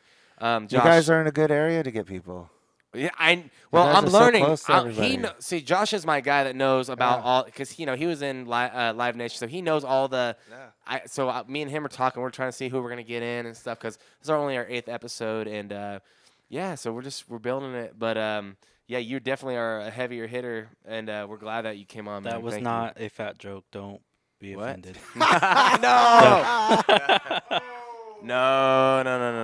You know what I meant. But before we go though, man, any closure to plug in you'd want to tell anyone watching, like, hey, anything like what you're doing or what's coming up or anything? I mean, it's if you want to hear what I'm doing outside of Ant Farm, I would check out Meek. Meek, And MEK. Yeah, it's got a macro. It's stupid. M-E It's with the phonetically line spelled. K. But I always tell people just look up Red Sprite Lightning. Red Sprite it's, Lighting. It's a concept album. It's a passion project. Okay. If you dig it, cool. It's on if YouTube? not, I don't care either way. It's on you YouTube know. though, or Uh, Spotify, or I think it's on all the outlets. okay, and that's your That's me. solo and- stuff. Yeah. Well, it's not solo, but it's pretty much Okay. I'm singing and Yeah. doing. Let's all the get it production in stuff. post edit. Let's get the Yeah. album. Or it's an album, right? Yeah. Let's get the album art on there if we can. Post edit. Okay. Yeah. But I mean, you know, I don't really. If people want to listen to it, if they Yeah. want to check Hell it yeah, out, dude. it's there. All right. And then from here on out, you're just gonna be teching and raising the kids and. Yeah, I don't know what I'm gonna do. I mean, I'm definitely gonna tech, and I'm definitely gonna write music, and who knows? I mean, maybe Kelly Clarkson will let me look at her and she'll say, "Come play bass for me." Well, or maybe you'll something. start. Maybe you'll be teching for Metallica soon. Who knows? I'm hoping I'm playing for Metallica instead of teching. but- Hey, Robert Trujillo's like, you know what, man? I'm out. And then Hey, you're he like, named his kid after me. So what he's Are you serious? saying? I don't know. Oh. His name's Tye, spelled the same way Dude, as mine. Yeah, so, he did. Yeah. All right, we gotta get Robert Trujillo on here and set the record Right? straight on that one. He named his I know a kid guy. TD. All right. Well, hey, man. Everybody, Rocco, episode 8. Thank you, everybody, for watching. Thank you to the crew. Anthony, Ryan, thank you guys so much. Mark, for some good questions over here. Josh, thanks again for couch contributing. You didn't even let me do any plugs or. Oh, I got stuff to plug. you do? I'm Yeah. sorry. Plug away, man. I gotta go home, dude. Your Yeah, he's butt? tired. You got to plug your butt or Yeah. what? I mean, come on, man. I got a lot of tables, dude. Okay, real quick. No offense, Josh. This is your second episode, so you I'm got offended. plug quick. I'm Josh. All right, we're good. Are you serious? Yeah. Okay, Josh. Okay. That's a good plug. All right. Tye Zamora. That cool guy guys, Josh on Instagram, Twitter, Thank you so much, Xbox, brother. PlayStation, Switch. Appreciate it again, Ty. Yes. Again, guys, Rocco, episode 8. We'll see you next time. Let's go.